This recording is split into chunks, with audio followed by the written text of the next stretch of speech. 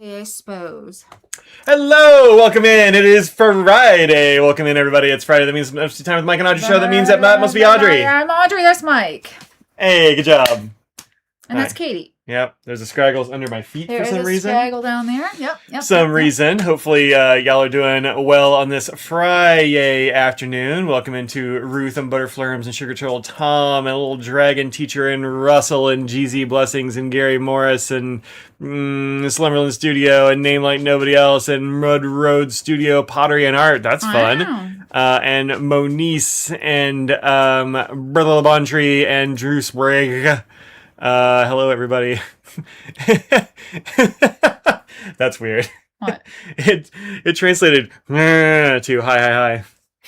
I don't know why. Wow. Weird stuff, man. Serendipity. Yeah. Hello, everybody. Welcome in. Hope y'all are doing okay. Now that you have a coffee. Oh, man, I could use a coffee. Honestly, I could use a coffee. Smoke is clearing up. That's good. You can see enough to join the chat. Oof. Yikes. Dad's feeding Arlo. Solid choice. Yep. Solid choice. These animals probably would enjoy that as well. Well, this cat thinks that she is owed something because I'm talking to myself and I'm in my office. Yeah.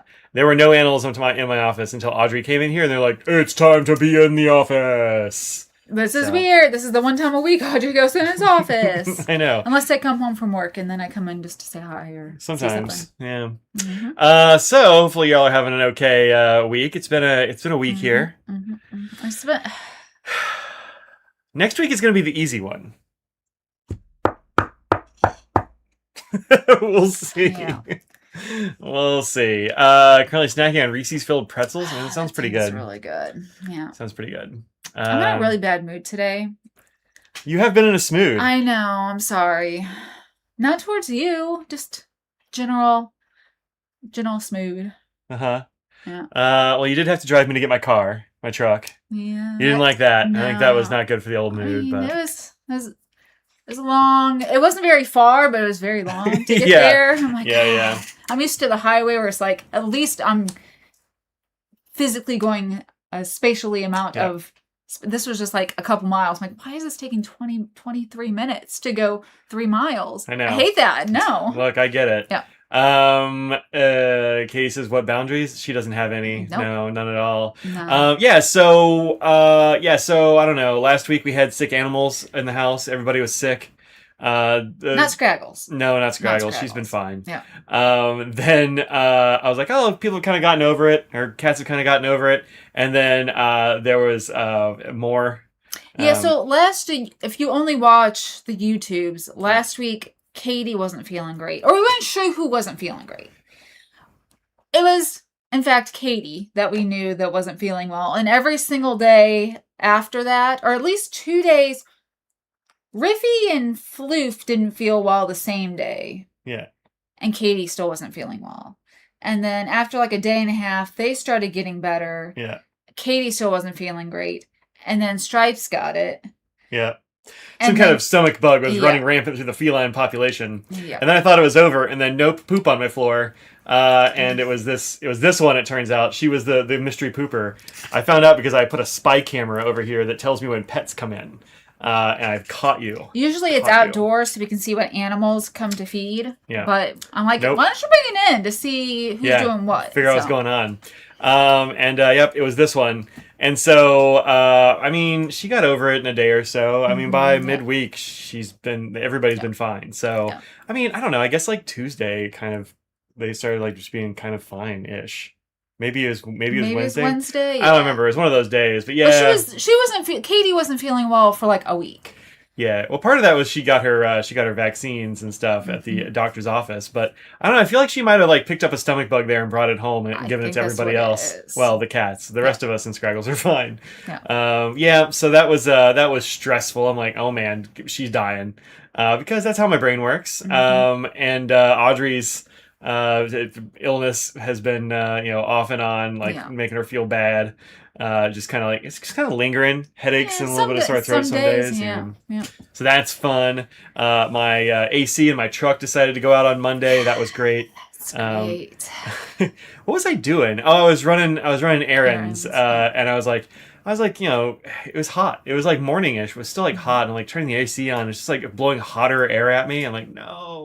no. And then I like pushed every button on the console and like twiggled the dials, and it was cold for a little bit. I'm like, yeah, good, fixed it. Didn't fix it, in fact. Had to find... You killed it. Like, that, in fact, was the last dregs that it had. Apparently, that was the last bit of air conditioning left in the truck, was that little trip. It has Freon, but it was something else. I thought it was some kind of mechanical thing or some kind of like computer thing, perhaps. Yeah. There are a bunch of things that can cause air to not be cold. Yeah. And so I tried some stuff at home, and then that didn't work. I'm like, I got to take it to a shop. But I guess fortunately, unfortunately, I didn't have a mechanic because my truck has only been in the shop one time, and that was like some computer glitch that was just fixed by the dealership. That was not like a big... I had to get my truck towed. That sucked. But like, whatever. It was fine. I didn't have to pay for anything. Yeah. So that was neat. Treats for Scrabbles and paper towels for the cats. I did bring these for Scraggles because she loves these so much. She does. Thank you so much again. We actually, I think you bought more, didn't you? I didn't buy more. I bought their dental treat versions of these. So there's like a little bit different, but the flavor's the same. So I got some of those. And when she runs out of these, I'll probably get some more. So I'm assuming Scraggles, since this is for the cats, paper towels, and for Scraggles, I'm assuming she can have some. Would you like some? Would you want to sit down? Yeah, good job. There you go, have a treat. Yeah. Right there. Good girl. I think my old person fruit slices were confusing her. Oh, yeah. Here you go, have a treat. Hey, right here. They're right here.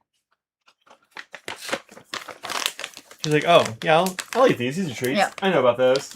So thanks, Ruth. Totally unnecessary. You don't got to do that, but thank you very much. Yeah, so I had to find a mechanic. Got it back today. Yeah, I got it back today. It was unfortunately not a cheap thing to get fixed, but... It's an expensive month, but it's fine. It's an expensive month, yeah. I'm actually glad that I sold my tickets for this month. Just because it's fine. I mean... We're not on we're not on a shoestring budget or anything. No. You don't have to worry about us. We got a roof over our head and we're totally fine. But it was just, you know how it is. Things that you didn't expect to come up, and you're like, I'm really tired of writing checks. Yeah. My teeth, my truck, Scraggles going to the cardiologist next week. All kinds of things. It's been a stressful month. But hey, the month's almost over, so that's cool. And there's some fun stuff happening next month. Which is great. I'm going to go visit my aunt for a little bit. We're going to the DC Pen Show, SF Pen Show stuff. There's all kinds of fun things going on next month. School starts again. School also ended yesterday for me. My summer school is over yesterday, so I got to put in final grades tomorrow. That'll be fun. There's stuff on the horizon that's pretty good.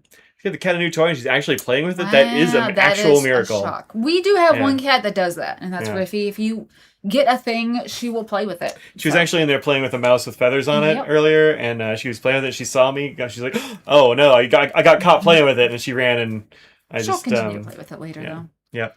Where's my aunt live? Oh, up in the DC area. Yeah. Yep. So just kind of going up there. I'll just go up to DC a few days early, and then Audrey will drive up with the FC crew, and then we'll drive home together. So it'll be good. I used to go visit her after the show, but I don't want to take anything from DC, like from the pin show to my aunt's place. That's not polite. So the other animal thing, Scraggles has a very loud heart murmur, so she sort of has cardiac issues. Well, I mean, she's getting older, but sort of like that's why she has to go to the cardiologist. But the app that the cardiologist told us to use, which I've been using for the past year since her appointment last year. You want to call them out? Cardalis? Crap, don't use it. Don't use it because, and it's not, if you look on their reviews, they took everyone's data for using to detect their the respiration rate of their animals for years, and they just made an update and got rid of everyone's data. Yeah, and they're like, oh, you have to log in, but there is no login. You can't get in. And there's no way to contact the company. They just annihilated who knows how many people's all their like pets' health data, which is turbo annoying since we're going to the cardiologist like next week. And I was like, oh yeah, we should. I'm glad we have data. And I have an idea. I'm like, I know it was always under 30. Like it was usually between 15 and 30, like which are normal levels, but it's not like I can give any trend or anything like that. Yeah. So real annoying. So Audrey found this thing I was on Facebook. Look, and there was an ad that's like they were listening. They're like, "Oh, you have a pet that they have a heart thing, and you have to detect their heart rates or their heart rate or breathing rates or whatever. This will do it all the time." So this is Maven Pet. Yeah. So this is basically like a little heart rate and it's actually all kinds of things Lots tracker. of things, yeah. Let's see. I can show. Can I show Scraggles no, medical data? No, it's a HIPAA violation for Scraggles, right? I don't know. Maybe. So it's like it gives you this app and it has this thing that goes on her collar and it kind of lives on her collar. It's got a pretty good battery. It's still at 62%. And it's been on there since a couple days. At least. Wednesday? Tuesday, I want to say, because I did it during a live stream. Oh yeah, it was Tuesday. I think. I want to say Tuesday. It's been a while. Maybe it's only Thursday. I don't know. But anyways, we're good for days, and you just like plug it in to recharge it. Not a big deal. But what it keeps track of is all kinds of stuff. Like it'll keep track of her activity, which she's done a lot of activity. Yep. Good Today, for her. she's active. She tracks like how much sleep. Although I don't know if she's actually asleep that whole time, but maybe she's resting. I think it's just when she's not up and doing things. Tracks like respiratory rates and heart rates, and like if they're shaking their head a lot or if they're drinking a whole lot. Like just kind of like starts tracking all that stuff. Yeah. And it gives you like this nice little graph. Like that's probably like we were walking during that time, or there was like storming. She doesn't like storms. Yeah. And then like the respiratory stuff. Like it's kind of all over the place because it's pretty low amount of data. It must have been Wednesday I put that on there because that's the first data point. Yeah. But so that's pretty cool. I mean, weekly range between like the average is like 15, but week is like 10, 25. Yeah. It turns out that her like sleeping respiratory rate like actually goes up fairly high during when it's raining because she's like stressed out probably. Yeah. She hates rain. Yeah. So anyway, we got this thing. It's not like free, but it's like $100 for a year for the service, and the little gadget's free. So yeah, pretty cool. So far, so good. You can do it by month, and it's more expensive than if you get the year. Yeah. So we're just like, might as well just do a year. Might as well just do a year. Yeah. So anyway, if you have a pet that works for dogs and cats, apparently. Yeah. And we watched reviews on like actual dog cardiologists and stuff about how they thought it was and things like that. So anyway, she's gonna live forever now because we can track everything. I mean, look, I'm gonna do my best, but don't put forever on me. I don't need that. Don't need that. She'll be forever in our hearts anyway. Look, don't start. So anyway, that's the pet updates and all that jazz. That's what everyone's here for. We know. I know. I know. The Cal has 2 motorized cat balls in the house somewhere. Right now she loves a broken plug cable that's dangling from a chair. We lost one. I don't know where it is. Yeah. It was one of those ones that had like a little tail on it. Yep. Literally 2 days. We had it. I don't even know if it made it 2 days. I don't even know if it made it 2 days. It's gone. Gone. Totally gone. I don't even know where it could have gone. I've looked under couches. I've looked under furniture. Have we lifted up the whole like the sleeper sofa? We haven't lifted it up, but I mean I look under it because you can see and I don't see it. Yikes. Yeah. So we'll see how it goes. Ahoy, you made it. That's good. What else? Oh, DC and San Francisco updates. So DC, I will be doing my usual, well, at least some version of my usual walkthrough. We'll see how it goes. Yeah. And then so that's Friday, and then Saturday I'm doing a seminar. So if you want to come and hear me talk about bags or talk about bags with me or whatever, I've got a seminar on Saturday at the DC show. That'll be fun. Planning on talking about bags and bags. I don't know if I'll have door prizes yet, but we'll see how it goes. I've reached out. I was talking to one of my live stream chat audiences, and that was like I think the most fun sort of idea. So we're gonna talk about like little bags. They go into other bags because I am a bags and bags guy. And of course, if people have questions at the end, if it's not bag and bag things, it's any sort of questions. Yeah, for sure. Flower bags. More bags. More bags. I don't know what this like. YouTube this is doing this weird thing right now where translates what's showing on the screen is not what's showing up in the chat, and it's doing different languages and things, and I don't know why. Yeah, if you look right here, it says more bags, and it translates. So trying to translate it to flour bags. I don't know, very strange, but yeah, I think that should be fun. But also on Saturday and Sunday, hey, thanks for being a member Thank for you. 15 months. It couldn't That be can't 15 be right. months. That can't be Definitely right. not. I need to get more graphics for like You milestones. do. I You didn't need expect it more- to go yeah. 15 months. Honestly, I didn't. I can't believe it's been over a year. That's insane to me. Yeah. Well, But thank you. Yes, Yeah. thank you. Let's see. I wonder how it senses respiration, etc., from a collar. So it's like right up against her neck, and so it can tell apparently when she's. It looks for like periods of like I don't know, like not moving around. Basically. Yeah, it won't detect if she's doing any movements and Yeah. stuff. It won't. No, it will detect that she's moving. Oh yeah, well yeah. So it's supposed to. So the time that it matters for like the respiration thing is especially when they're not in REM, I guess, when they're like dreaming and stuff. Yeah. So she's like twitching and running or whatever. It just like stops counting or whatever and won't look. So it looks for like I think it said like periods of like 15 minutes of like it's just dog just like not moving around at all and like sleepy time activities. Yeah. But apparently it's got what do you call it? I don't know, it's got a sensor in there basically that can sense like the heartbeat in their neck and like breathing and all kinds of stuff. So magic. But they can't do the thing like they do with humans where it has like little lights on the back of your watch or whatever that shines through your skin because she's fur and she's furrier than I am. So my watch is charging. I'm not just hallucinating a watch. Yeah, apparently it works. But anyway, the other thing I'm going to do on Saturday and Sunday at the DC show is I'm going to be working with Ian of Show and Design. I'll be at his table helping them to sling pens and talk to people about pens and that sort of thing. Just slinging pens at the masses. So if you want to come say hi at DC, I will be very easy to find. Me too. Come see both of us. Yeah, you'll mostly see this part of Audrey. Well, look, I mean, sometimes not. Yeah. Come by and say hi to us. If she's head down, just yell hi, Audrey. It'll be fine. Yep. She might just wave. Bother. Yeah, exactly. But yeah, come and say hi. I'll be over there slinging monarchs. I mean, I hope so. Heck, I don't know. That is like he does sell like the only like really expensive pen that I'm tempted by. So we'll see. Yeah. Maybe I'm just working for an Evo. Why'd you get a tooth? You could have just gotten a pen. What am I doing? I could have actually gotten a few for the tooth, but not as many as you would think. Anyway, so I'll be there. I will be pinned down on Saturday and Sunday over at the Show and Design table. And then San Francisco is going to be a little bit different. Ian also would like some help over at San Francisco, and so I'm going to be working for Ian in San Francisco. What that means, though, is that I'm probably not going to be able to do a walkthrough video, and if I do, it's not going to be on Friday.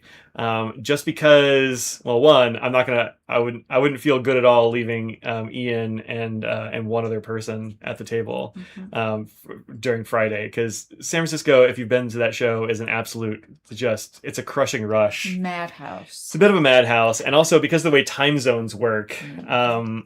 The sort of normal time I would do stuff here, like my live streams usually start at like 3 p.m. Eastern time.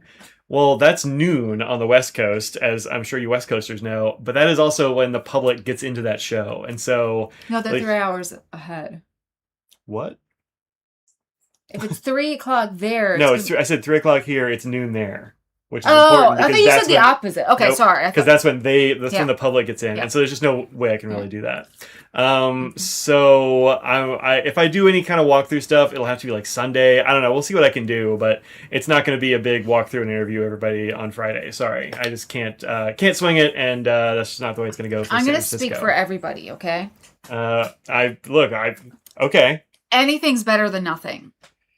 There might be nothing, right? But we'll see how it goes. Yep. So I'm not going to. Goodness. I know. I just dropped my water bottle on top of so many things. Anyway, so I'm not going to commit to doing. I dropped it on my controller and it turned on and did a whole bunch of things.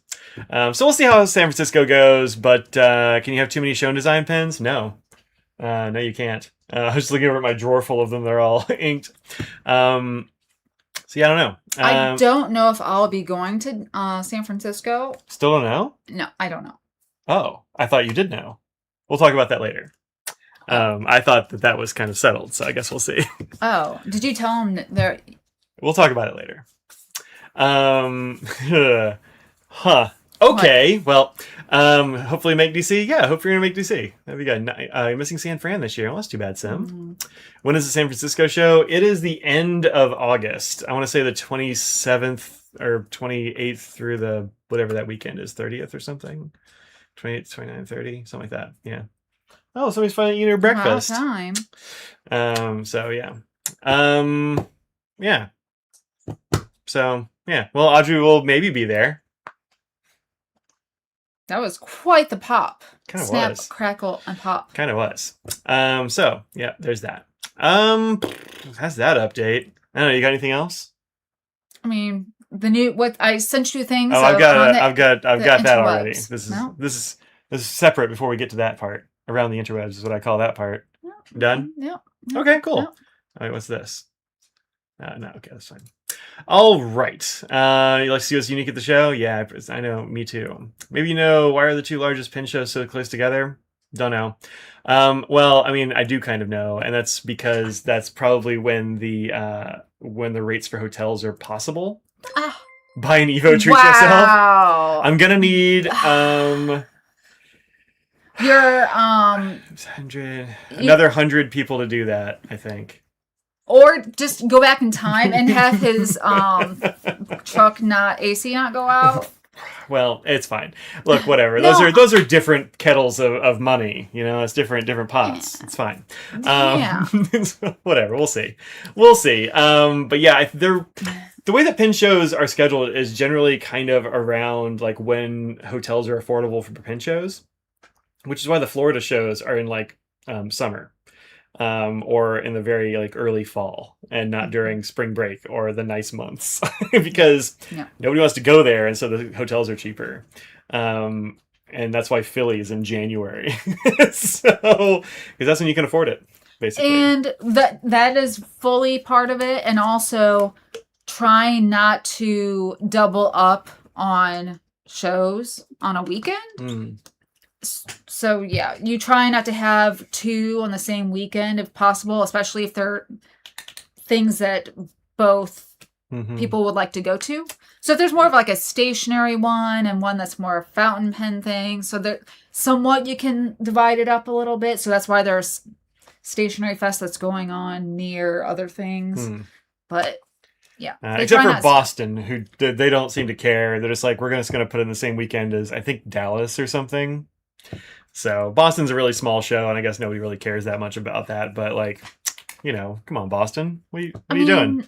Pick a different weekend, even a slightly different weekend. It's not that close geographically, so you know. Yeah. That's their justification of like, more people are gonna go in the general area that's up in the Northeast than Dallas. Yeah. All right, let's look at some stuff around the interwebs. Boston is lame. Yeah, Tom would know. I live here and you don't usually bother? Oof, yikes. Really? That's rough. Wow. Well, it's at least 2 days now instead of just being a one-day little show. Yeah, I mean, you know, my dad has some things to say about Boston, probably. I remember visiting Boston. It's fun. They got a good aquarium. I've never been. It's good. Which is weird. It's good. Yeah. Okay, since Russell is insisting on talking about Bennu, we can go ahead and jump to them. They have a couple of things. One is that notebook, which I didn't actually pull up a link for, but they have a couple of flowery, butterfly-y sort of things going on right now. There's this pen, which, let's see, can I get the whole thing, please? There we go. This is actually both of them. Good. So there are two of them. This one is hand-painted with hummingbirds. That's the one I saw. That's when I didn't know the other one existed. Oh, they're in the same email. I didn't get an email. Where'd you hear about it then? One of like Instagram or someplace else. I don't know. Weird. But it wasn't. I just got this email today. So, it's got hummingbirds and flowers all painted in here, and then this one has got like foil and shimmer and looks like, I don't know if it's changing colors, is it changing the shimmer or what the deal is there. It could just be one of the it looks like it's got the blue shimmer thing going on. The chameleon / aurora shimmer that. Yeah. So these are going to be at their usual like normal pen and also painted pen prices. So the not painted one, this one is $174, and the other one is $280 because of it's painted. And these are only on their website? As far as I know, these are just on the Bennu store. Gotcha. Let me go ahead and grab a link here. Let's see. Yeah, there we go. There you go. We used to take our daughter to Boston Aquarium when she was a baby. She was absolutely entranced by it. It's great. Do they still have that giant lobster? I don't know. I hope so. Melbourne pin show. Melbourne Melbourne. pin show is going to be over 2 days this year. Oh. It's a great show down under. Yeah, it's one of the very few down there. Yeah. I don't know if Sydney. I don't think Sydney has one, do they? There's 2, I think. Maybe there's one in Sydney. I think there are 2 in Australia. I'm not. That's why I'm not saying for sure which thing, but I thought that there were 2. Mm-hmm. Some one-day shows are crazy, like Toronto. Yeah, I've heard Toronto is good. Boston is a very small one. Traditionally, it's in a very small venue and that sort of thing. But I also heard that they were moving to Yovo. I don't remember where I heard that, but who? Bennu? Yeah, they are. Yeah. They're moving their stuff over to Yovo instead of Schmidt and Yovo. Interesting. I mean, it's easier in terms of sections. I mean, that I can understand. Yeah, I totally get it. They added the Yovo nibs. For those of you who might be new, Yovo is one of the big German makers of fountain pen nibs. One of the other ones is called Schmidt. And the third one is Bach, but they're all Germans. That's the way it goes. They supply nibs for most of the pens out there, honestly. Yeah. No show at Sydney? Huh. I could have sworn there was a second one, but maybe, I don't know. And so Bennu has been using Schmidt nibs for a long time. Actually, those are the ones, like this right here is a Schmidt nib. You can tell from all the, you just, well, it also says Schmidt on it. Yeah. Oh, I didn't notice that. I don't think I ever noticed it said Schmidt on before. So you can tell because they say Schmidt, but also they just look like that. The scroll work, yeah. Yeah. And then the Yovo ones, they started bringing in because Yovo has stubs and like their elastic nibs and stuff like that Schmidt just doesn't make. Yeah. See, they have a different graphic for that? No, they only show the one. But they're going to be going to all Yovo nibs instead of the mix because, I mean, it's just got to be easier.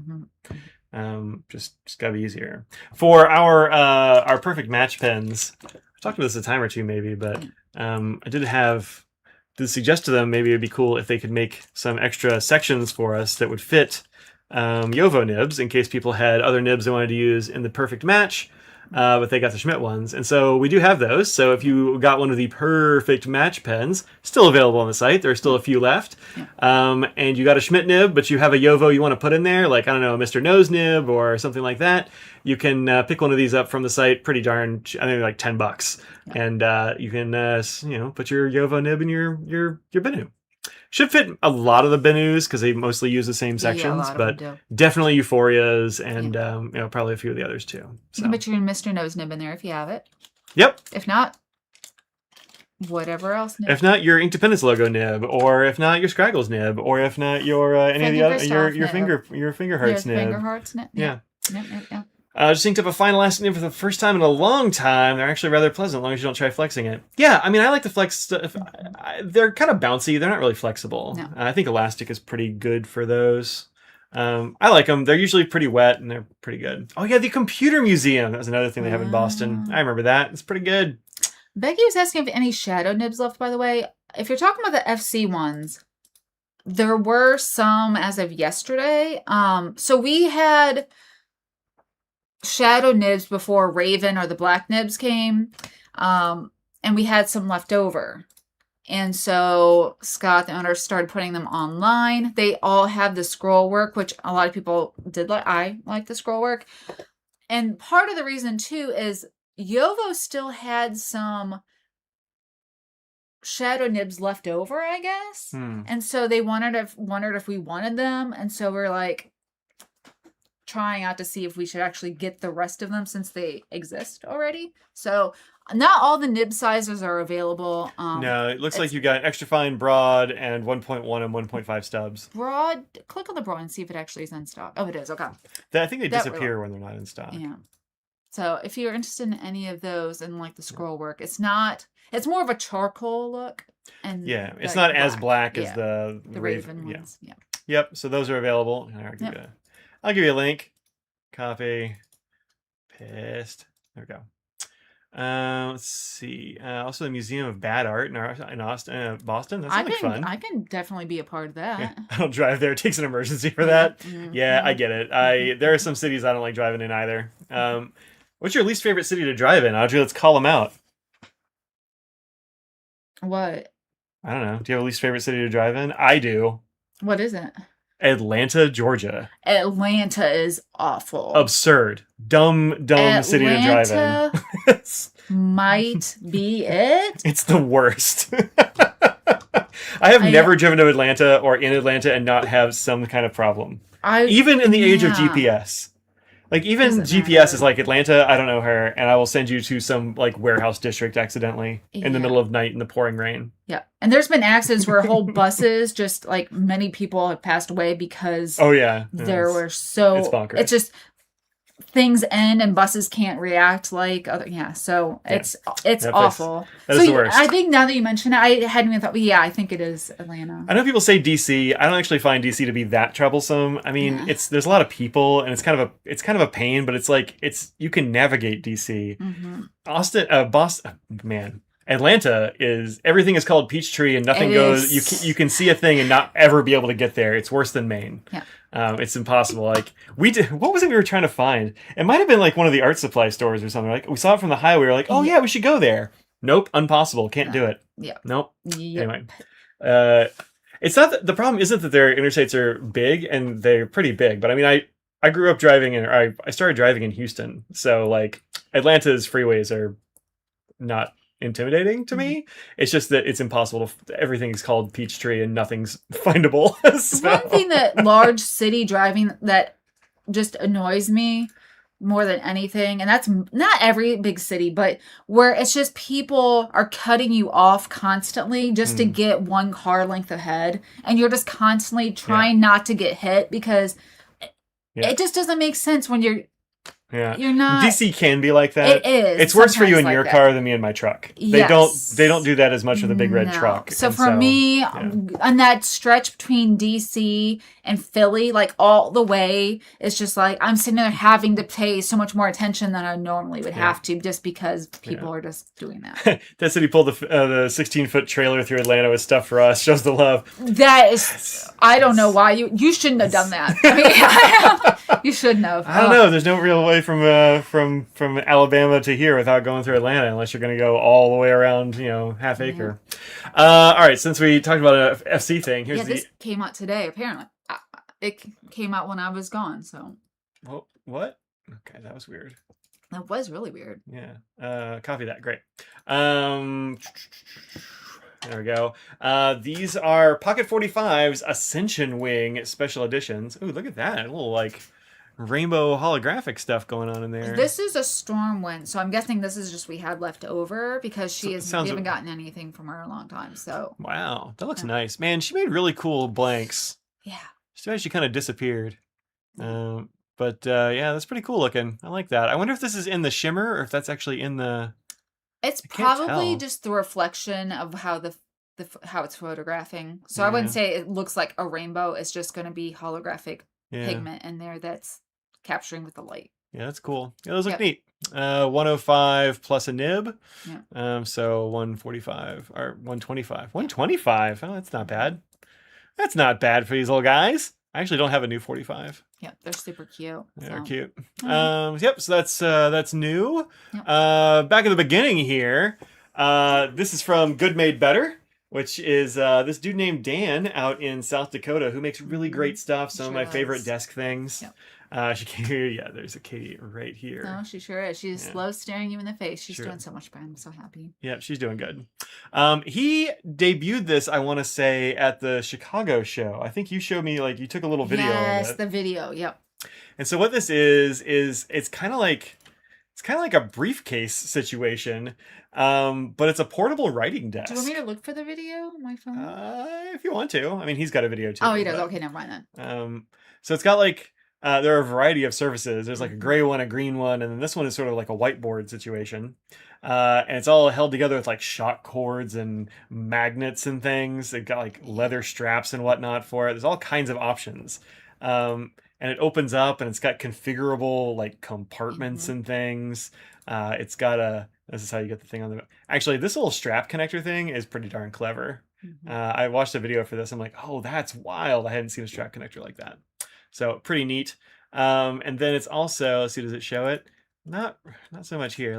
Let's watch this on YouTube right quick. Shut off the sound. So yeah, it's like, it's briefcase size more or less. And then you can open it up. It's got like wood slats and all this jazz. Dan is primarily a woodworker.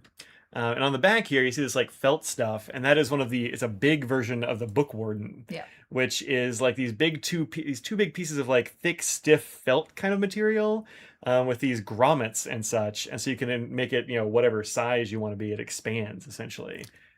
I like the word grommet. Good.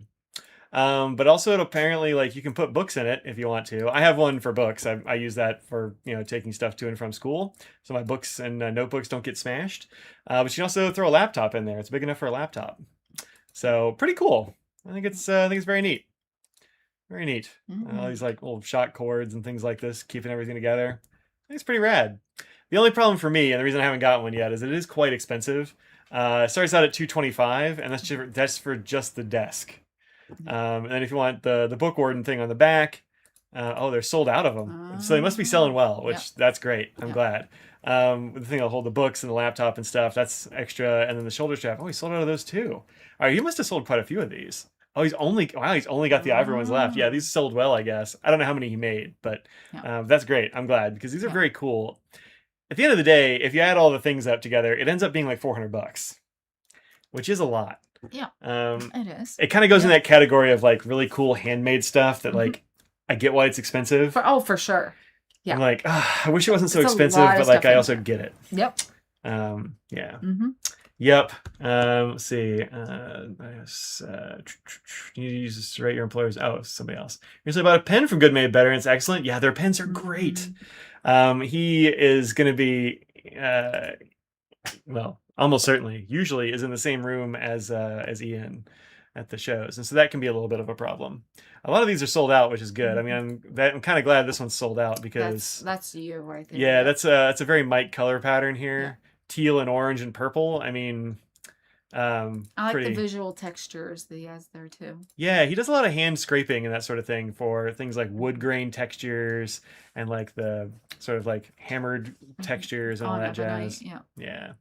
These are all ebonite pens. A big bright orange one in big orange with micarta.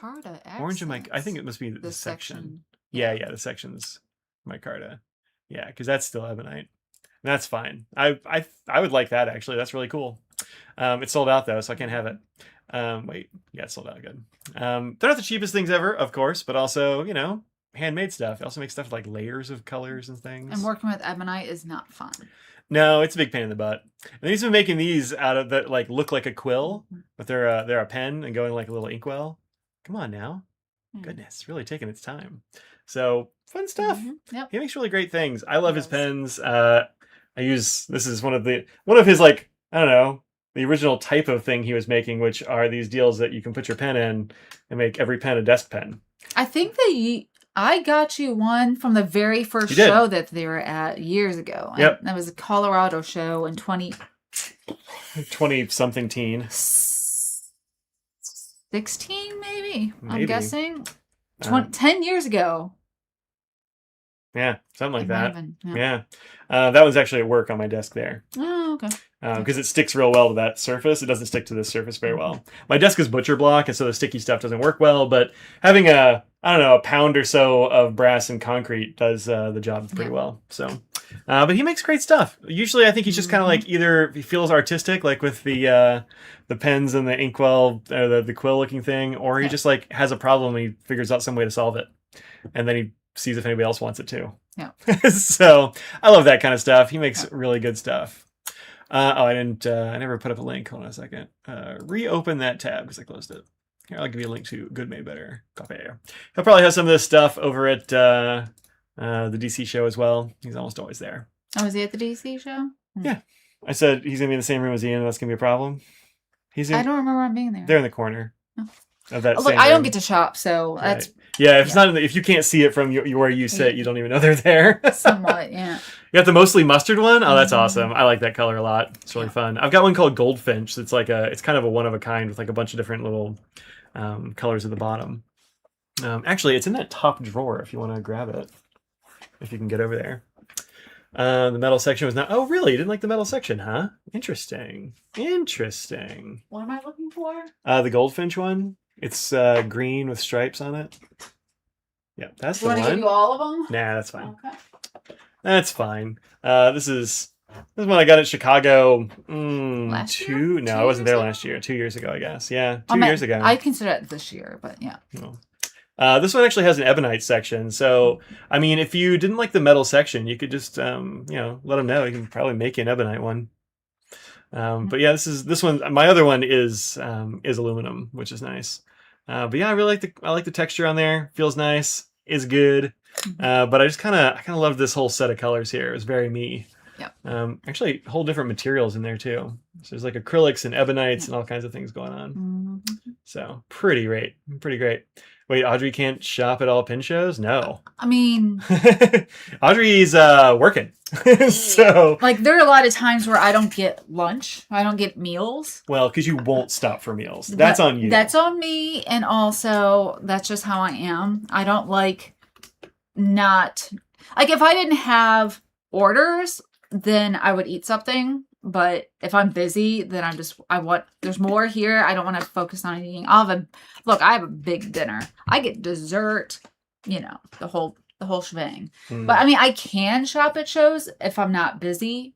And it's not that she's not allowed to shop at shows. It just depends on how slammed she is. Yeah. So exactly. And there's not a ton of us that work the shows at FC. So there's like 2 or 3. There's 2 or 3. And so it can be easily where people are sitting at the testing table and you need somebody there to talk to them about that, accessories, that section, pens. Yeah, so it's just, there's a lot of table space that even if one person walks off, it can affect a customer's experience. Yeah. You said hi to Audrey at the SFN show. Yeah, definitely come by and say hi. Yeah, it's never too busy to be like, hey, like that's. It that's doesn't. Not a problem. I mean, if I'm mid talking at 1 second, you can just like wave and then you can just do that. It's not gonna, even if my head's down, to say, hey Audrey, that's not gonna bother me at all. Yeah. So it looks like with a nib in it. I just happen to have a nib sitting here. Mm-hmm. Well, it's also recessed a bit. Yeah, just a little bit. Yeah. It's got a little bit of a recess there. I just didn't know that. Yeah. Yeah, the metal ones do too. Just a little bit. That's a Kasama nib. Oh yeah, Kasamas are good. Yeah. Like I want to put ink in this pen, but I just did my currently inked, and as y'all see, hey, if you weren't there for my currently inked stream yesterday, go ahead and start putting in chat how many pens do you think I might have inked at one time, right now. Julie just is in the chat and also just sent us a text with the picture. Oh, fun. Yep. What's it of? Anything good? I couldn't tell. It looked like one of those flaily guys that goes like that. Oh, I see. All right. Let's see what else we got here. Retro 51. Yeah. This one's cute. It's cute. It's really expensive because of all the colors, but it is very cute. Yep. It is kind of a flaily guy on a pen. Yep. Yeah. It's a tube guy. It is. That's what I meant. It was like one of those. Judge. Yeah. The tube guy novelty pen. They can't see it. You want to make sure it's appropriate. Look at that fun. Yeah, that is fun. Yeah. I like it. I hear actually tube guys are like illegal in Houston, I think. Because they were, what were they called? Like a public menace or an eyesore or something. Yeah. A menace? An eyesore? Come on now. All their mattress stores are more the eyesore. The dump. Yeah. They have a place that's called The Dump. Yeah. It's first a fun little pen. Good. I'm glad. Yeah, those were actually invented for the Atlanta Olympics. They're not. I don't know. It kind of feels like the flaily balloon guys have been around forever. No, they're invented by an artist for the Olympics in Atlanta. Yeah. Wasn't even that long ago. 33. Pretty good. 110. Pretty good guess. 65. These are all pretty good ink. I've not seen the prices for the FS pen show. That's so high. For the what show? SF. Have you seen the prices really high? I don't know what that means. Prices for what? To get in or to have a table or? Yeah, I don't know. I haven't looked. Friday single day entry, $50. Friday general, 40. Fridays are usually expensive. So DC, I don't think you can even come in on Friday unless you have the weekend pass, and that's $50. That can't be true. I think it is. I don't think there's public hours on Friday. I think that's why I don't think that. No? Can't. Look, I mean, you're going to have to Google. I don't know. I can sit there and be like, I don't think so. I mean, usually it'd be noon or 1 o'clock, so a few hours. Public and... Okay, I guess so. So yeah, Friday's 25 from noon to 5. Okay, so they do. Yeah, noon. I No, wonder- noon, yeah. I could have sworn that like you couldn't get in on Friday until.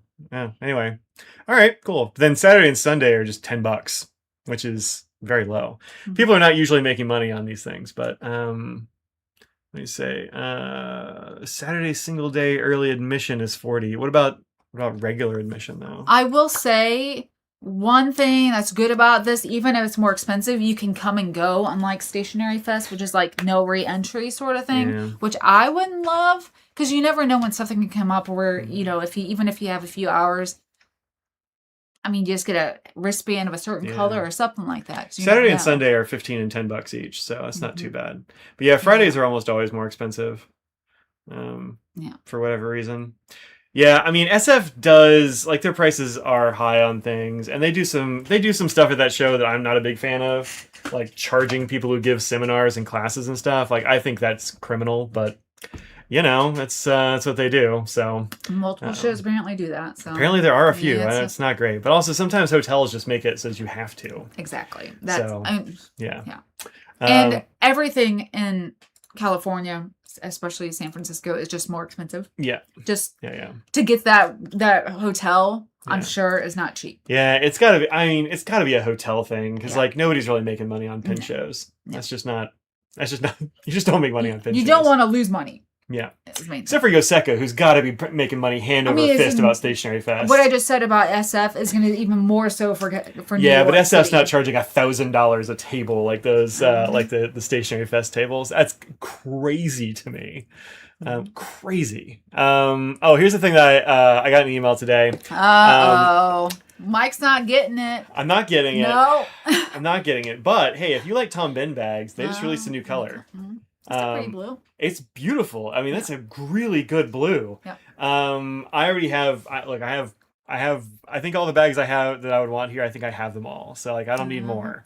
But I did want to just like, hey, look at this blue though. Hey, Jacqueline, how's it going? It's good seeing you. Go see Jacqueline at Kaleidocraft. Yeah, Jacqueline's going to be at SF and DC now. Good, yay! So it said newly added to DC. So that's good. Exciting. So this is a material called Spectron, which is a type of ripstop material, which is you have these. You okay? No, no.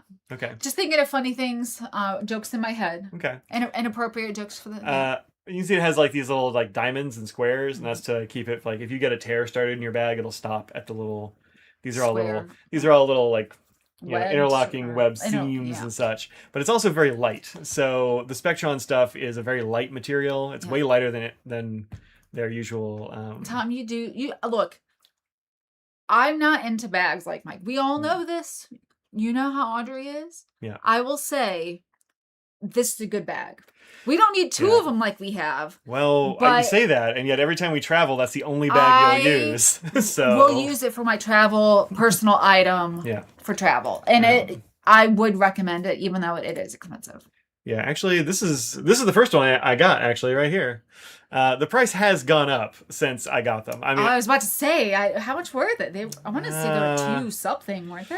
It might have been. I mean, it like was years and years ago. It was pre-pandemic. So it was. I've had this bag for a really long time, and it was significantly less expensive. But they make their bags in Portland. Made in the U.S. At least like the complicated stuff. They have farmed out some of the smaller stuff, like pouches and that sort of thing. And they have a factory in Vietnam, which Vietnam makes great bags. So like I'm not upset about that. But the complicated stuff they still make in house. And so like look, it costs money, and materials have gotten way more expensive too. So and. They're sturdy, so you're saying. So you're gonna have it for if you're a person that's like, I want a bag for a year and I want to switch it up all the time. Get a JanSport. I would not get one of these. But if you're like, I want one that is gonna be super useful and gonna have it for a few years, spending it on this is not a bad deal. Does it have lots of pockets? Bruh. Yes. Look at those pockets does. Look at all these pockets. We can bring one to DC. We'll probably have two of them. Yeah. We'll have them at DC. Well, not at DC necessarily, but I can. I'm sure I Yeah, so. But yeah, these are great. They're expensive, but they're really good. And of course, that's the biggest version. Like, that's and that's got like the laptop compartment and stuff. The simpler version is, I keep hitting the wrong button, is this one. It's like $100 less, the Synapse. Are they cute pockets? I don't know if the word cute is correct with these? I don't know. These have some like the little pockets inside the pockets are pretty cute. I mean, I don't know if they're cute. I don't know what makes the pocket cute, but maybe. But they do have organization. Yeah, lots. And I enjoy that. And I love this color. I'm like, do I need to get like another one of these? I have one of these. Do I need another one? I have this one. Maybe I need this one. I don't know. But yeah, the blue is striking. So anyway, the reason we have two is because I got a fancy kind of limited one, and I was like, I'll just sell off the red one. He never did. Well, I never did because like right after that, we're like, oh yeah, we have this flight, and you're like, well, I'm gonna take this bag. And I'm like, yeah, this bag's too good to get rid of. So yeah. They are pockets with zippers. Oh yeah, tons. Not every single one. Are you gonna go to my seminar and ask about cute pockets? That seminar is all bags and bags. It's essentially all cute pockets. Yeah. That's the whole thing. Your Toomey backpacks are cool. What do you think of the North Face Recon Everyday Laptop Backpack? I never had a Recon, but those are nice. They don't hold up like a Tom Ben, but also they last. I mean, I still got my $300 and some dollars. No, they're usually like I don't know. It depends on the model. They're usually like 150 ish, so maybe 200. Third. I mean, half of the price. Maybe? I mean, I don't know. Maybe I still have my North Face. I got a Jester when we were in grad school. Mm-hmm. I mean, it shows it's got wear, but I mean, it still holds together. And they do have the almighty guarantee. Bags, so I probably bag still? It's still bags. I could probably send it back in and they'd probably like rework a couple of things for me. So yeah, they're good. I've got no problem with North Face at all. They got great stuff. Yeah, they're great. They make good things. You still had your flap Jill for a really long time. We sold that to who got that? Was it did Jonathan buy it for his daughter or something? Maybe. I think something. You guys have gotten bags traded off before or traded. Well, he got my gray one. Yeah. He still uses it. If you see Jonathan Brooks, he's got a gray backpack. That used to be mine. It had too many pockets. So $86, that's pretty good. Mm-hmm. That's pretty good. There you go. Let me see this Recon right quick. We'll do some Recon on the Recon. Anyway, the Retro 51, those are cute. I don't know if we're going to get one, but I like gummy bears a lot. So. Yeah, I mean, I think I can probably skip it, but this is interesting. They've really changed the Recon over the years. It looks like it's got this kind of like, big mesh stretchy pocket. With a tent. Do what? It has like a little awning there. Oh, yeah, it does. I think that's actually, that's just another pocket above it, probably. It looks like it says it stands up on its own. That's kind of cool. Maybe some interesting choices on that. Yeah, the Recon used to have like a big stretchy pocket here that was like, I think it was not quite connected at the sides or something like that. It was to put your bike helmet in. Like it was kind of a bike helmet centric or a bike centric bag. But yeah, Sorry, Dippy wants to know how many pockets is too many pockets. Dude, that bag had so many pockets. Like I just lost things in it constantly. It had too many pockets. I could never find stuff, and so I don't know the number, but there is a fine line of. There's a threshold. Enough. Like I want some. I don't know. It's just like an empty thing, or with no organization. But yeah, there are sometimes too many. Where you're like, where did I put this one thing? And I don't want to have to open up so many different. Flaps. So many different things. Let's see. Where's the other one? There was one, and I think it's actually a North Face or maybe it was an Osprey. It was one of the two. Yeah, the Osprey here. There's that one. There was another one. There we go. So these are a few bags that I have in my shopping cart that I just kind of watch. I don't need them, but I just kind of watch them. There's this one, which is actually from Carhartt, and it's Carhartt colored. I don't know. I just think it looks like it's fun. It's kind of boxy. It's got this like flip over top thing. Just like that's how it zips. Yeah. I think that's pretty cool. And it's only like $100, which is pretty cool. And then there's this one from Osprey, the Daylight Carry-On Travel Backpack. This is like the same size as that big Tom Ben we were talking about, but significantly cheaper. See, Osprey was the bag when we thought we're getting an expensive bag. So now Tom Ben is that's the expensive bag. We've moved up from 130 is the expensive bag to now Tom Ben. Maybe it's Osprey that has the almighty guarantee. Yeah, it is. Yeah, that's right. I still have at least one of our Ospreys from grad school as well, but Sugar Turtle Tom is not going to stand for all this bad mouthing of cute pockets. No, I like cute pockets. Don't get me wrong, but there's a number of pockets. It's too many pockets. How many that is going to vary. But yeah, this is supposed to be one of the really good travel bags. Weirdly, it's like one of the top flight travel bags, and it's Okay. not expensive, Yeah. but apparently it uses its space really well and it Look, it carries is well. expensive. $130 is expensive. Like, that's a lot of money for a bag. Let's put it in perspective here. That's not cheap. I mean, I guess. I don't know. To be It's fair, not a like JanSport. that's I true. don't actually know. To be fair, I don't know how much JanSports cost these No. days. They Yeah. could be like. The thing is, expensive JanSports now. will last you maybe a year. Like that's the thing with Oh, JanSports; look. they just don't last. And then this is the like upper like division of that thing, which is the Archon, and this is supposed Doesn't to be really like exist anymore. it does. They just don't have them here. Like it exists. They okay. still make them, but Okay. they're just out of them on this Amazon page. Mhm. But these are usually in the like 200 and change sort of area. They're not terribly expensive, but they use like really good, like this has got that ripstop material and. I mean, not terribly expensive for a bag that you're going to have for years and years. All right, fine. I'm just not going to talk about it anymore.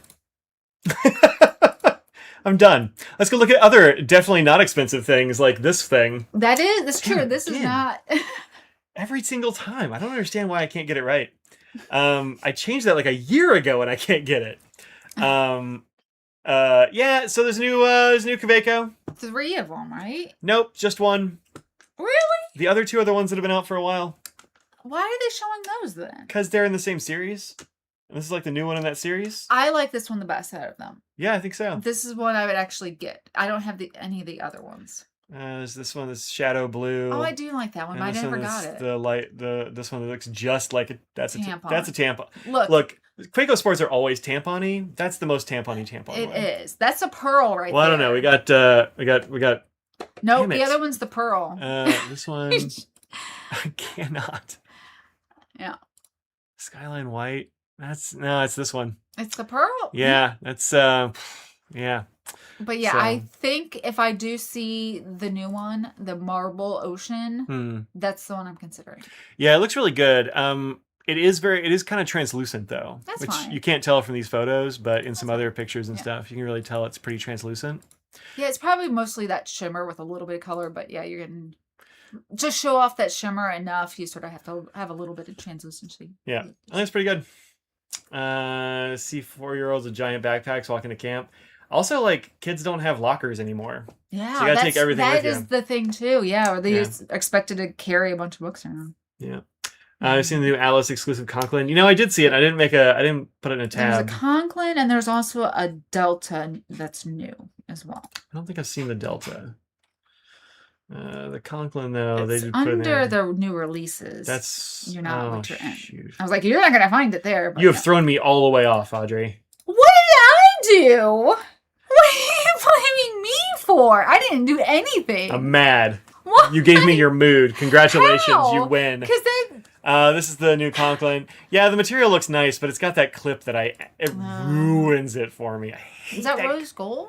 Yeah, Is it okay? that can't save it. Nothing can save Well, that I'm clip. just saying. You know how sometimes rose Yeah. gold can look a little. It's a really nice looking resin. I think rose gold's the right pairing. But Oh, that it's clip, $2.25. Yeah. the only thing that pairs well with that clip is bolt cutters. It's terrible. And some people have issues with the nib sometimes as well with Conklin. Well, their so, nibs are and- Yovos now. I think that's Yeah. blown out of proportion. Their nibs That's- are fine. Like you're gonna get a bad nib sometimes because For they're sure. not like they don't have an Audrey tuning them all the time. That is the thing. But Look, that sounds very boastful of me, but it's true. you know, Also, that clip is a hate crime. That's my official position. It sounds terrible. Material, beautiful. I like it, but that is bad. It was a bad clip. I told Yafa that too. I'm like, this clip is atrocious, man. what's the other one? What other one? The Delta that's right above or below it on No the idea Discord. what you're talking about. Oh, there wasn't one. You're just imagining things. That's. This? No, that's another Conklin. I don't know what you're talking about. I could have sworn. Nope. I'm not gonna swear. I would never. You should not. I would never. Nope. I got nothing for you. Sorry, I can't help you. Received your wet pens, and they're really good. Thank you for recommending me. Hey, you're welcome. I got mine too, and they do look really good. I'll show you some swatches here soon. Oh yeah, that's the other thing. Thanks for reminding me about the nib thing. Yeah, they finally fixed the Sport so that it has a screw-in nib unit. Oh, really? They've been friction fit since dirt, and they just the metal ones you can unscrew, but you can never unscrew the plastic ones. No idea why. Hmm. I mean, they had a nib unit in there. It's just they glued the collar in for some stupid reason. Oh, right. No idea why they would do that. Yeah. So you used to be able to, like, you'd have to buy whole sections For and that. yeah. I mean, it wasn't that expensive, but it's way more expensive than just buying one like little For nib sure. you can swap in. So Yeah. yeah, that is a big improvement. Big improvement. There's a new Delta Atlas exclusive, a purpley one. Yeah, I've not heard about this one. Okay, good. I mean, I don't know if it's actually out. Oh, Lunar Shadow and Ocean are new Kavekos? I don't. I the light blue, like the light blue and the shadow they've been out for a while. Lunar blue, shadow blue, and ocean. That's shadow blue. What's lunar blue? I've got light blue. Oh, there's this one as well, which we didn't talk about. Oh yeah. Yeah. Yeah, I forgot about that. Yeah, see. Yeah, if there's another one called lunar blue that's not light Hi, blue. Stripe Cat. How you doing? I don't know what it is. Okay. No, these have been out for a bit. These are not like these are available now. You can like buy them. Oh no, this is sold out. But yeah, this is here. Don't be scratching me. The shadow and the light one, those have been out for a while. Right. Yeah. Hi, Stripe. There's also this. These are quite expensive. Don't look, Audrey. You'll be shocked by the price. Tom Studio. Mike, why are you being so snippy? I'm sorry. I'm just being realistic that things aren't always cheap. Like the Kaweco, I that's didn't say cheap. I think I implied it was cheap, but It's reasonable. okay. I don't think you used the word reasonable, but That's what I mean. okay. Tom Studio made a bunch of handmade wooden pens. Okay. I just sent out a thing about this today. And I think these look pretty good. I mean, they're expensive, $370. I kind of want to see one in person. It looks a little kiddish. Yeah. Doesn't it? I mean, no, that sounds in this community a little bit. It is giving kit pen. Right? A little, I don't know what it is. Like maybe it's because of the amount of metal to wood combo or something. Yeah, I don't know. I mean, it's also kind of like the fact they have, I don't know. It's just that's a very kit pen sort of aesthetic they've got going on here, and I can't really tell. Yeah. So I don't know if it's just the other thing or not. Like, unfortunately, I have it misunderstood. What are you talking about? The older lunar green and shadow green. Lunar green and shadow green. Shadow blue? Lunar. Huh, I guess they're just not on here anymore. They look just like this. Lunar green, you're saying? Look, so many were similar. I don't know. They've got to get their, because there is this green one. But what was the other one? You said lunar. They've got to get new names. There's lunar green. Lunar green and shadow green. Shadow green is. Can you point better? Thanks. There's lunar light green as well, which was below. Get how to go away. Okay, so that's shadow green. What was the other one called?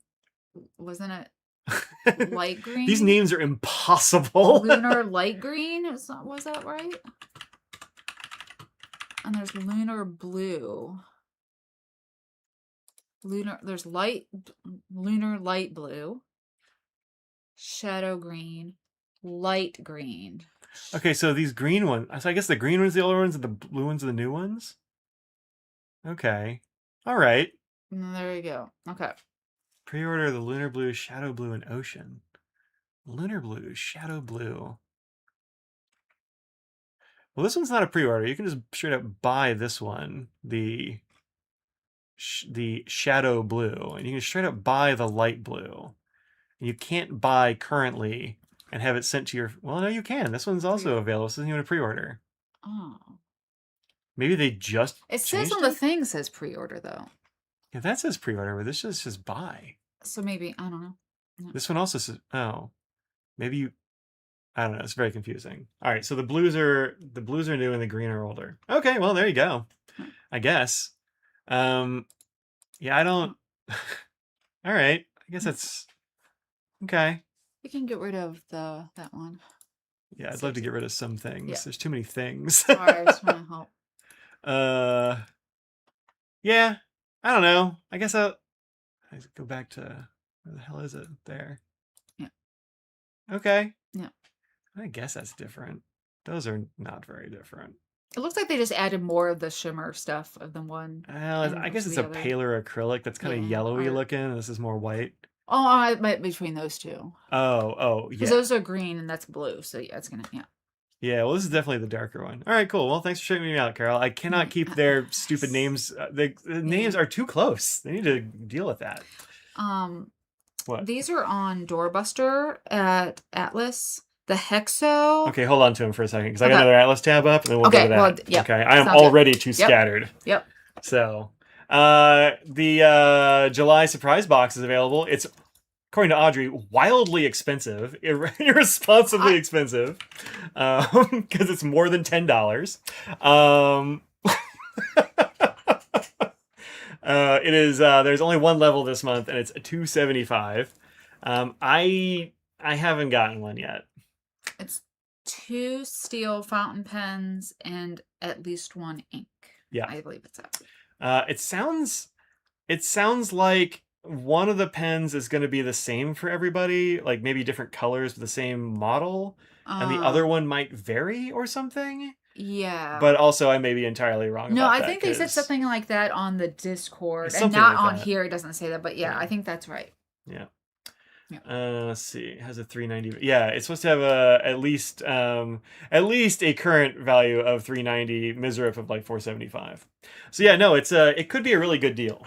I'm a little tempted, but I haven't done it. I mean, maybe I should just to see how it goes. The last surprise box was quite good. It was. Yeah. This one.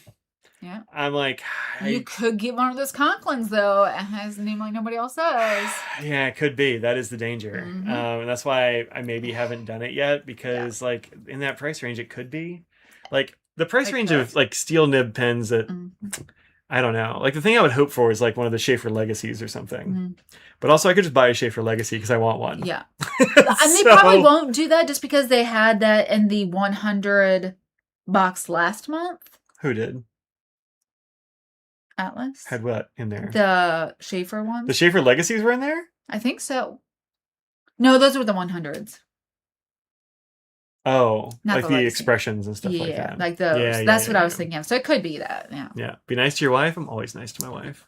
Yeah, Dustin, you tell him. She was being mean to me. Being mean to me. I am always this mean, so you can't say that I'm being extra mean. No, that's true. You're always about this mean. Yep, see? All right, so what was the thing you were trying to tell me about? It's under their doorbusters. It's got to be under specials. Yeah. But they even said it in the thing. It's scroll down a little bit. Oh, the Hexos? Is that what you're talking about? Yeah, those are 20. Yeah, so those That's are really good. Price. That's a good price. Yeah. Sorry, go ahead. Faber-Castell nibs are usually really good. Mm-hmm. So it's a good price if you want an inexpensive pen. Yeah, I've got a couple of those. Yeah. I've got that coppery one, I think. I think there's one more. What about? I don't.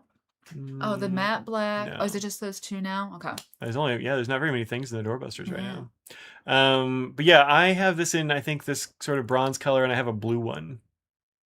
Is that one? What's the trim in the blue one? It's black. Okay. It's that one that Pen Heaven in London sent me. It's got my logo engraved on it and stuff. That one, yeah, that's right. Very cool and totally unexpected.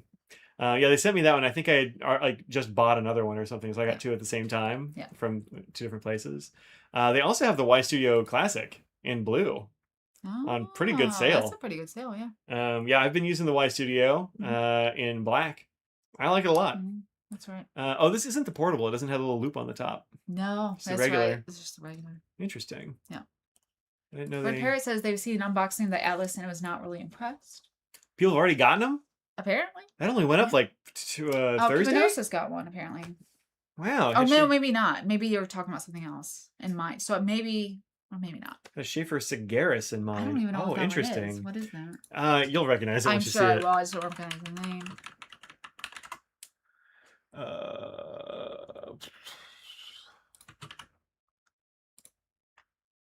Actually, that's not what I thought it was. Yeah, I don't know what that is.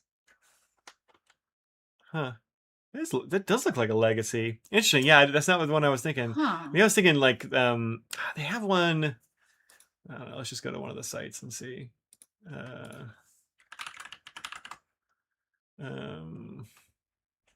So there's the Legacy. Those are the 100s. I was thinking the 100 and not the Legacy. Oh, actually, that's a VFM. I didn't know they made a VFM of those. But that's a VFM. That's a 100. Both pretty Yeah, I good, didn't but for the know price that. difference, get the 100. There's another one. Oh, this is the one I was thinking of. The Icon. They call it the Icon now. They used to have one like that was called the Tyrannus. That had like, yeah, I've got one. That is from the way back days, kind of. What was the name of that store that was kind of like they'd have these big deals and they did like Kickstarter. It doesn't Kickstarter. It was like small batch stuff, and you could like they did pre-orders. They used to have pens and stuff, but then they just like went to like electronics and knives or some weird thing now. What was that called? Something drop. Something. I think it's just Drop. No, I feel like something drop. Well, so now it's Drop. It used to be Mass Drop. Mass drop. Yeah, now I think it's just they've dropped the. You gotta drop the mass. I did not know that it dropped mass. Yeah, they dropped mass. They drop got on a mass. diet, dropped some mass. Yeah, they gave me one of the old Tyrannus ones a long time ago. It's very weird. Like it was skinnier than this one, but yeah, it had like the weird like Schaefer written down the section and stuff. I actually like them. I think it's a perfectly good pen, but they do look very particular. But that's what I was thinking of. I totally forgot about the Solaris. They aren't Catholic anymore, Tom. They drop, yeah, they don't go to mass anymore. Nope, they dropped the mass. What do I call it? Tyrannus. Tyrannus. Yeah, they're like this. Yeah. Weird. They have this like weirdly long cap And with a it looks super like long it's clip. like the vanishing point or something, where it looks like it would retract. Yeah, it's kind of like a vanishing point style Yeah. nib, but it's like in this like weird section. It's a very strange pen. And it's got I hope you all heard that. it was the loudest tummy growl I've ever It was heard. very loud. Oh, but yeah, like Schaefer and like big letters there. Like if they left that off, I think people would That's have a liked it little, more. yeah, that's too much. Yeah, they're doing the same thing with the Icon. But yeah, I have this one in sort of burgundy. Stormy Wine, they call it. Stormy burgundy? Wine. Yeah. I had a black one at one point, but I think I might have sold it or something. Mhm. So there's that. Oh, and one last thing, and that is this one, yes. Sakura Dragon, who is an artist that I met at DC last year for the first time. Oh yeah. Yeah, I've got one of their like tote bags upstairs. Yeah, they've apparently been going like stationery fest type things for a while. Yeah. But they're super nice. They had a great setup at DC. Yeah. Like very like they said, "Oh, this is our first show," and I'm like, "What?" You have this because they had a wild setup for a first show. Like, "Oh no, we've done like stationery fest." It's like, well, that's not your first show. Yeah. Like they did one in like Japan. Like they did kind of big stuff. But they tuned over the Esterbrook for an SD, and it's fancy. It's fancy. It's a fancy SD. Yeah. I think it's the best of the fancy SDs. Yeah. There's another picture. Did you see? Okay. I do. Yeah. I'm just looking at it one at a time because that's, but yeah, it's got like holographic flakes and stuff in there. Mhm. They engraved the clip. Yep. A bunch of stuff going on up here, it looks Mhm. like. Whole lot of different like sections and things going on. But yeah, that's pretty cool. Mhm. It's also quite expensive. It's like $350, Yeah. which is up there. Yeah. Definitely not cheap. I mean, if it wasn't $350, I would consider it, but that's just too much. Yeah, that's a lot of dollars. I mean, I get it. It's a special clip and it's Well, flakes, which is more expensive and everything. yeah, But- anytime they do a custom material, they Yeah. really charge hard. Plus, Sakura Dragons probably, Sure. hopefully, has to get a hope cut. I hope they yeah, get a cut. I hope they do it. But yeah, it's kind of expensive. It is spangly though. Yeah. I don't know how similar this is to the other the pink one that was just out recently. The pink one. What was it called? I wanted That might one, have just but been called never like got one. Sakura or something like that. Mhm. Oh, is there a pin? Well, maybe I'll get the pin. That is a pen. The pin. Is it this one you were thinking of? Yeah. But that's more, I mean, is that flakes or is it more, I can't quite, I never really know. No, that's like. Oh, you know what? That's the painted converter they put in there. Oh. So this but is like one of it's- those cracked ice sort of yeah, things, yeah. and that's like the painted converter in the inside. Yeah. So it's different, but yeah. Yeah. Mhm. Yeah, this is a Bungu box one. Yeah. Which is $225. Still kind of expensive, but way less than I the would, Sakura. if that other one was this, but again, the clip's different. There's, Oh yeah. and it's a collab. So. Yeah. Yeah. So there's a lot of stuff there. I mean, that was a collab technically too, but yeah. Let's see. Yeah, 350 is that's a lot. Yeah. Some people pick up some people pick up their stuff at Atlas. Yeah, Yeah, that that's makes true. sense. That's true. Yeah. Mystery boxes for pens. Pens make me nervous. Ink's not so much. Not gonna pick a nib size. Oh, not getting to pick a nib size can be frustrating. At least with ink, you can find a use for an ink you aren't crazy about. Yeah, I get it. Yeah. Nib size doesn't matter to me. I have a use, neither. like you have a different use for different Yeah. inks. I have a different use for different nibs. I can get a music nib and I can get a needle point, and I'm like, I'll find a use for it. It's fine. I think a lot of people are way more picky about nib sizes than we are. They are, yeah. Which That's yeah. And I think like there's a use for all the nib sizes, even like extra fines. especially for you though, because doing reviews on inks and stuff, having different nib sizes is important because It's kind of a pain for that, honestly, because you're never going to make everybody happy unless you for put like the sure, same ink yeah. in like 15 different nibs. Of I ain't going course. to do it. Yeah, These things take enough time. they do take a long time. I'm not going to. It's too That was much. so much washing. So much washing. Yeah. So like it's one of the things I see people on like Reddit and stuff complain about a lot is that they didn't show it in every available nib size. Like, well, get wrecked. Do it yourself. I mean, like, that's hours and hours of work. I mean, it's already a lot of work just to do the ones I do now. If I was to do that times like, I don't know, realistically, there's probably only 3, 4, like 5 nib sizes or something. But even then, like adding another 5 nib size things and like writing samples and holy crap, so much work. And then cleaning all those things. That's so much. That's a lot. For like and then if you do a dip nib, they're like, well, that's not showing it realistically. It's like, well, I mean, what do you want then? I mean, you're never going to make everybody happy. Yeah. Then they're going to complain about the paper you wrote it on because it's not the paper that they prefer. So, that's there's always going to be something. But yeah, I think, I don't know. So yeah, having a bunch of nibs actually is a little bit of a pain. That's why I try to do like a lot of mediums for things, but that's the way she goes. Okay. What else? You have your new case to show. It's not a case. And then art. Well, not case, cover. Yeah. Let's do art stuff. Okay. I'm tired of talking. Okay. You're up. Okay. You did arts. I did art. I did one painting and I did clay things, which I'm not happy with. But first, since Tom's here, I'm going to show. Oh, that's precarious. It's so precarious. Well, I have You lots just dump these all in my hands or something.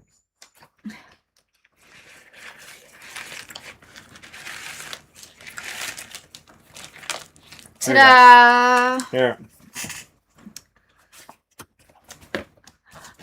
Tom has labels for me. Yay! If you were on the Twitch earlier this week, you got to see the first dibs at it. But I have all of those. You put them on stuff, huh? I put a few on things. This one I sort of messed up because I wasn't happy where I put it, so it sort of lifted a tiny bit there. But I don't care; it's good enough. But yeah, so I've learned not to lift it. Where it goes once is where it goes. So got a little scan thing now. So I'm excited. So thank you so much to Tom. Let's give hearts to Tom in the chat for being so helpful with the labels for different everything. variations for different sizes. Different and styles. sizes. There's 3. You can't tell, but different barcodes for different sizes and Working stuff. to make your logo with you. Yeah, I mean, I'm buying a lot of stuff at his table because he was just like, I don't want anything for. I'm like, well, I'll buy lots of stuff then because otherwise.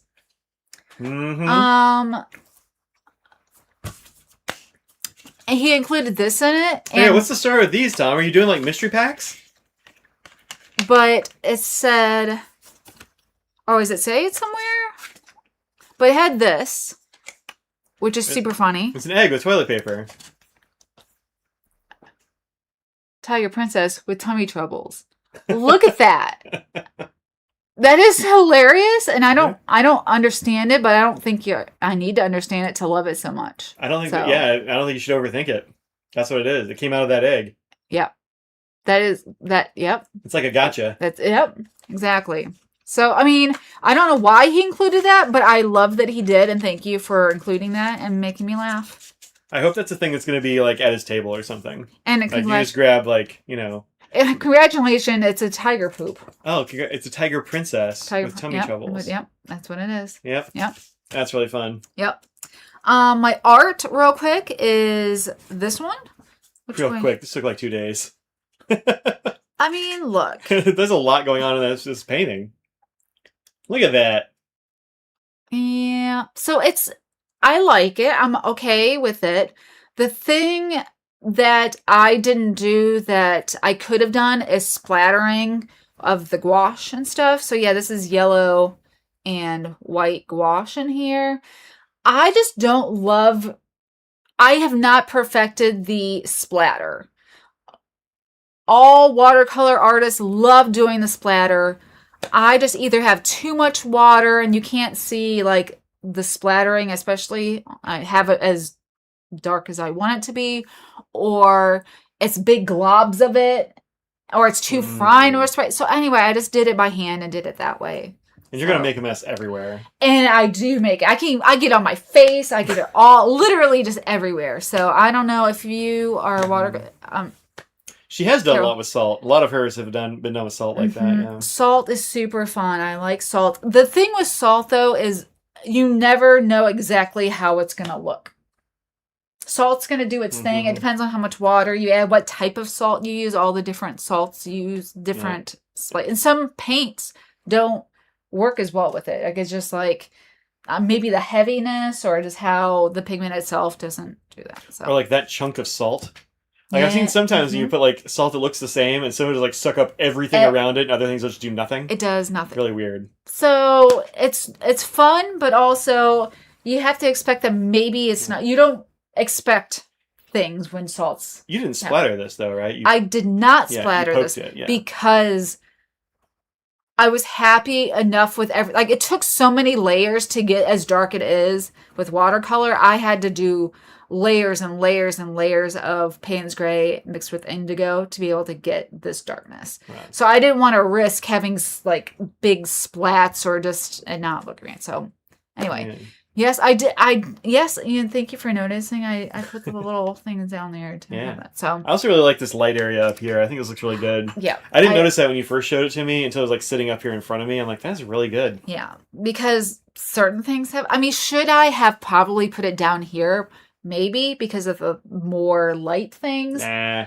I feel like the sun or there's that's reflecting off the earth. The earth is up here. It's reflecting some light that way. That's what it is. Thank you, Mike. Yeah, that's totally what it is. It's not going to be the sun. It's not bright enough for sun, but it's definitely reflected some light. Yeah. And then the charms. Oh, yeah. Here's your... Oh, I didn't see them there. Well, I put them in a pile. So I have lots of new things that are coming soon, and I've been working on charms-wise. Thank you. I appreciate it. And I do have a question about thoughts and opinions on things, but I've been doing lots of painting and acrylic stuff on the charms. So I made this one the last day and a half or so. So it has acrylic and then varnish over top, and I did a separate actually piece for the moon. I could have done just acrylic, but I wanted to have a little bit more of a 3D look to it. And then I made this cactus. I think that's cool. That came out really well. And then a different one with little flowers on it. In acrylic. And then I didn't finish this one, but it's getting blown out of it. I didn't put the actual thing. I just made them. Yeah, I see. Yeah. That came out fine. Does it get the varnish on it? Yeah. Well, that came out fine. Certain ones didn't. So I have to troubleshoot because not all the acrylics worked as well. So we'll have to see. This is one of the ones that was a little weird, right? No, I didn't show the ones that are a little weird because they're a little weird and I didn't want to show that. I painted this one. Yep, Mike did that one. And by painted, I mean using an acrylic marker. I mean, it's paint. It had paint in it. So, I mean, yeah. Yeah, I think that came out cool. And then I have a little dragon here. It's kind of a Mortal Kombat dragon. Yeah, it is. And so it can move around because I just did it that way. Yeah. I think that's how you'd have to do that. I used my knit to do some dragons. I have different dragons as well. Dinosaur. That was a dragon. I do that every single time. A dragonsaur? A dragonsaur. And a more different dragon. I might work on this one a little bit more and put a little bit more flair on it Hmm. because gotta have flair. Yeah. Here's one of my. I might add more. I'm gonna have more books and other things to go on my bookshelf. I So think I need some more stuff. yeah, but I just want to show you what this one looks like. Yeah, so the bookcases, these are really I didn't realize how complicated these bookcases are so not hard, but it's so much more than you'd think. Yeah, because I mean, if you look at the size, you can tell that. Yeah. I didn't know this until I saw your cutters, but like this is different layers. Like the back is a piece, and the whole top, this like very fragile top is a piece, and the books are individual pieces. And this here you have to take that out, so it's. Yeah, you gotta cut the back out of it. You have to cut the back out of it and make sure there's not a lot of sputs and that, and it's a whole thing. Yeah, a little bit uneven down here, but that's what bookcases look like. So yeah, I mean, if you look at my bookcases, they all look like that on the back. It's imperfect. It's a handmade thing, but in order to have no seam, like it would have to be worked a lot more, and every time you work it, it moves this area. And so that's going to be all wonky because you're trying to fix another spot. So it's really, you have to. There's like the separation between these walls, like this and that is another. When it's wet, it is so like squishable and kind of wild. I tried doing something. It's like nope. Yeah, no. Mike helped with parts of it, so I need help with certain things. So doing the actual bookshelf is really, really hard. But Mike's been helping cut all the little things that are going to go on it. And I've been doing ones where it's combining, so little paper. That's cute. Or not paper, but... Scissors and thread, I guess? Yeah. Scissors and interesting thing. I wonder why it's got that little thing in the middle. Huh. I don't know, but I did it that way because that's though. how the cutter is. Yeah. And then for these... I had the pen and I made a little sheet of paper. So Mike had no idea. Like until I started doing this, Mike was just like, I don't know what that is. I feel like you like this in like the rectangle, like the off-white rectangle. I mean, I guess. So I did the cutting, which had the little grooves in it, and then I took acrylic paint and then I thinned it out. Stop that. And then did a tiny brush and did that, and then I had to take a baby wipe, or you can use like isopropyl alcohol and just wipe it, but you have to do each line and different colors and do the swipes that way. Very fun. Yeah. I think it's actually wide ruled. There's only like 4 lines. That's just very wide ruled, yeah. And then one of my little dinosaurs from back in the day that I finished up. Yeah. And then Mike, do you want to talk about the wing situation? So I have one that has wings. And I like it, but we're just trying to figure out how to work it as a charm. Yeah, so we've got these little like angel wing situations. And when you put them just on like one ring, they just kind of like flop over together because, they're just following the same path and those hang out. And so I had this idea that, well, if you go through them like this and you put like a seed bead on either side, it'll keep the wings kind of in place. Yeah. This one has a big ring, and I don't think it was a long story. It's fine. I mean, we're experimenting with this stuff, and it shows what doing it that way is wrong or doesn't work. Well, this only kind of works too. But I used a small ring on this one. I put a seed bead on the front and the back, so they kind of stay open, and they don't look too goofy. I mean, there's got to be something there, and I couldn't figure out something else, Yeah.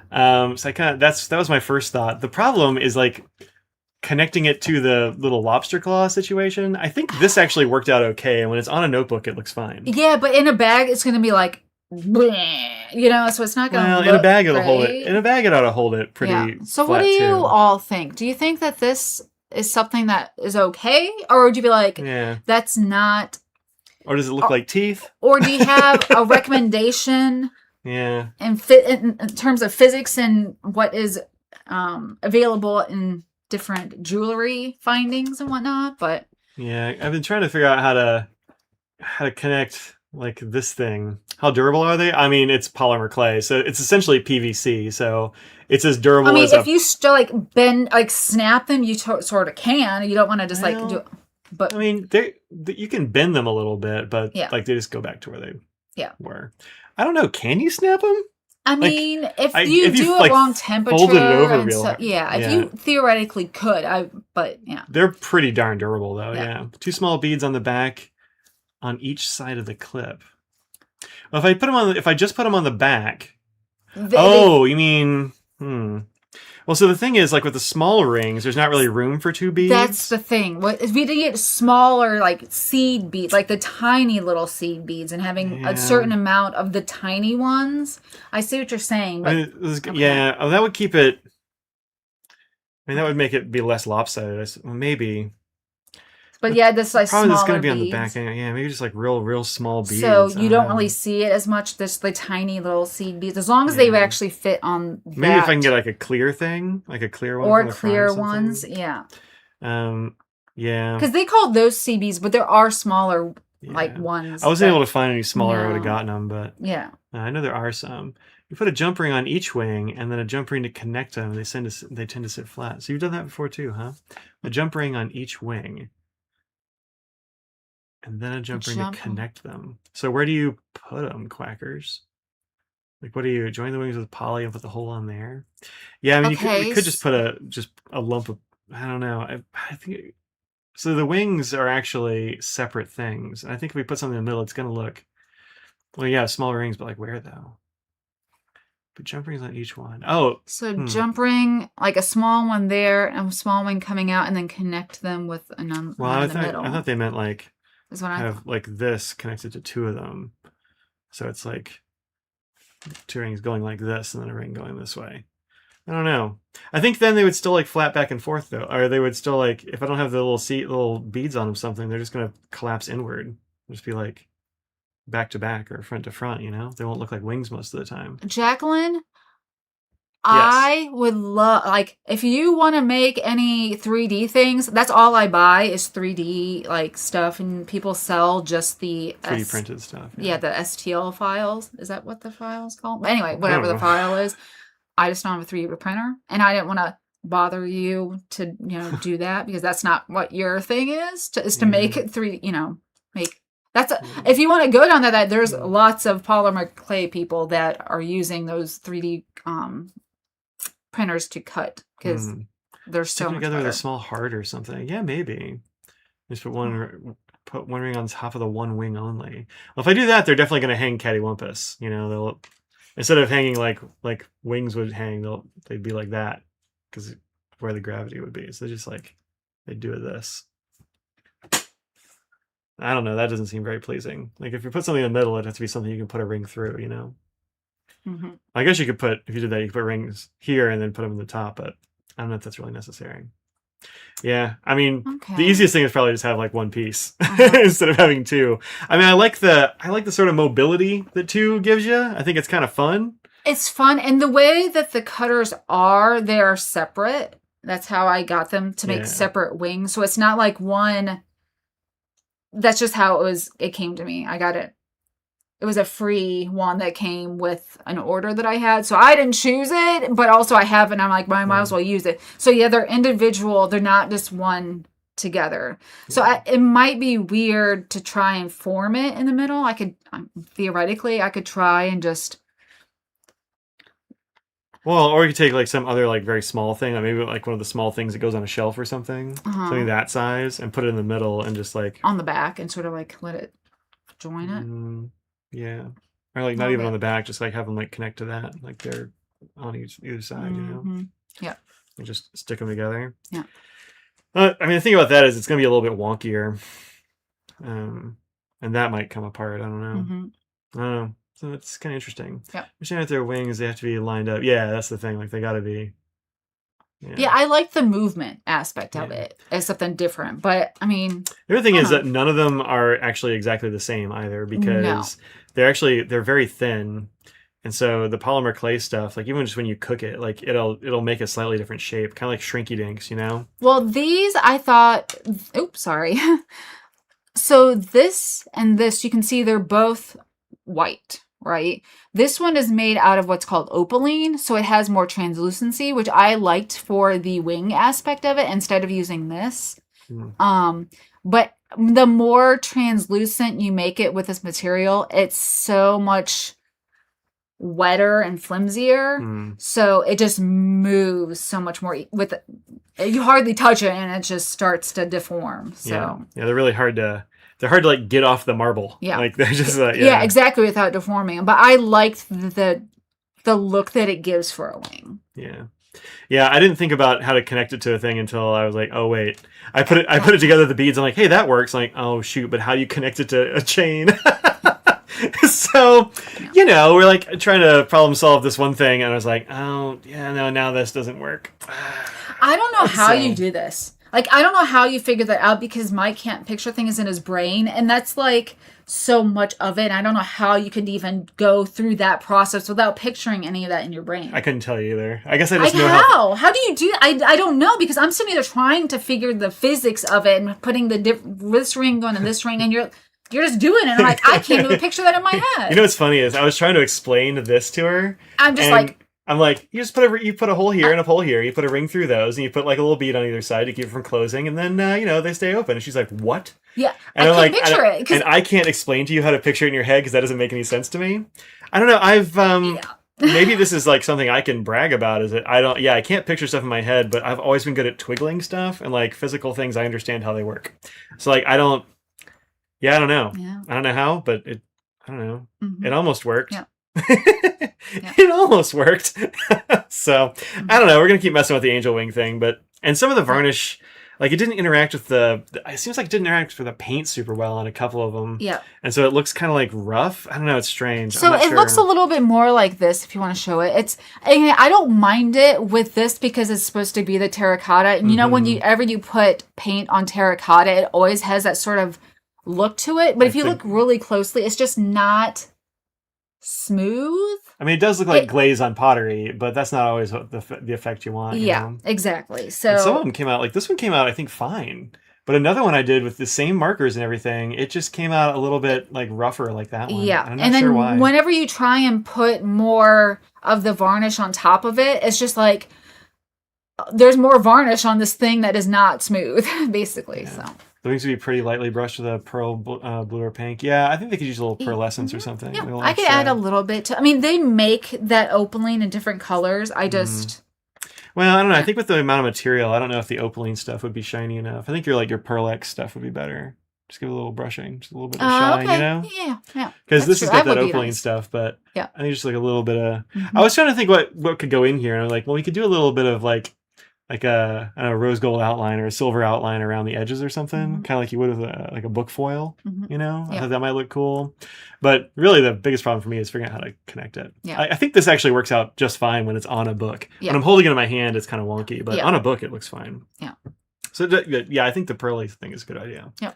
It's a really good idea. Well, thank you for everybody for your input and. I used a couple different colors of beads too. The white I think looks pretty cool. I did like a blue one on there. I thought that looked neat. Yeah. But yeah. So they're nothing that I'm showing here is perfect. I do a lot of things and it looks. Some of these are great. Like I totally understand how you sit there and be like, this is so simple. Like, why would I pay that for it? But the amount of like steps that it goes to make it look like this, you'd be like, I'm shocked that it's that much to make it look this way. Like I saw you paint these. I'm like, how are you doing that though?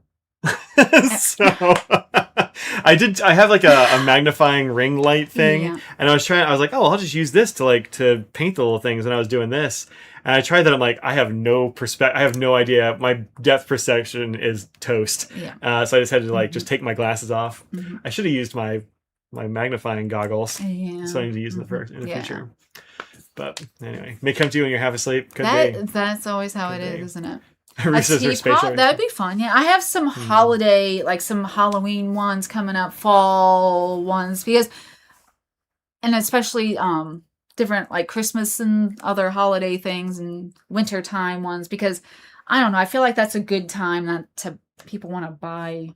It's a nice little gift that you can get for somebody. Yeah, it makes a nice little stocking stuffer. And I don't know. The thing is, I think these are great though. I really like this cactus situation. I think it's pretty awesome. Oh, thanks. Yeah, I think it's great. I don't know when things are going to go online or anything. I'm going to have these go to some of these to Crazy Allen's, and that's why they have the barcodes and stuff that I've got going. I like it better with one ring. What do you mean? I think this one with the single ring is better than the double ring one because it stays where it's supposed to be. Why did I do that? I don't know why I Give did it it more that space way. or something. I don't know. I don't know. It makes it more like wibbly wobbly, which is fun. But I think just kind of holding up, it's easier to.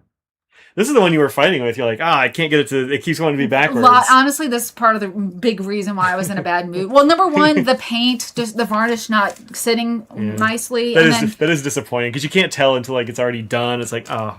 Yeah. So not only did I work the clay, did that, bake it, and then do all the process of painting it and different layers of the painting and making sure that's perfect.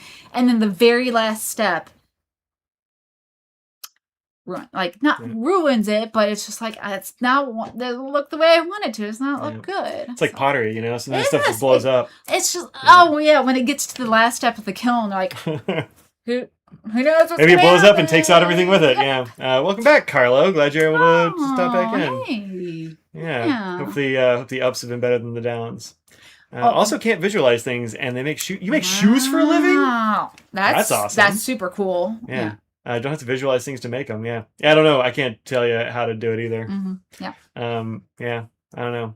Oftentimes, also like a 2D image is just as good as a 3D one for me. It's like if I was trying to design a thing a while ago, and I was like trying to make it like 3-dimensional, and so I'm like, why am I bothering to draw it like this? I don't need this. So just like made it stick drawings. Like that works just as well. Yeah. So. But yeah, some are going to Crazy Allen's, and then someone's offered to put some on their table when they're at shows, certain shows and stuff, and that would sort of go with their aesthetic. I don't want to say words right now until it actually is going to happen, but it maybe come to a pen show near you, because again, I do plan on having more to put on the website and everything.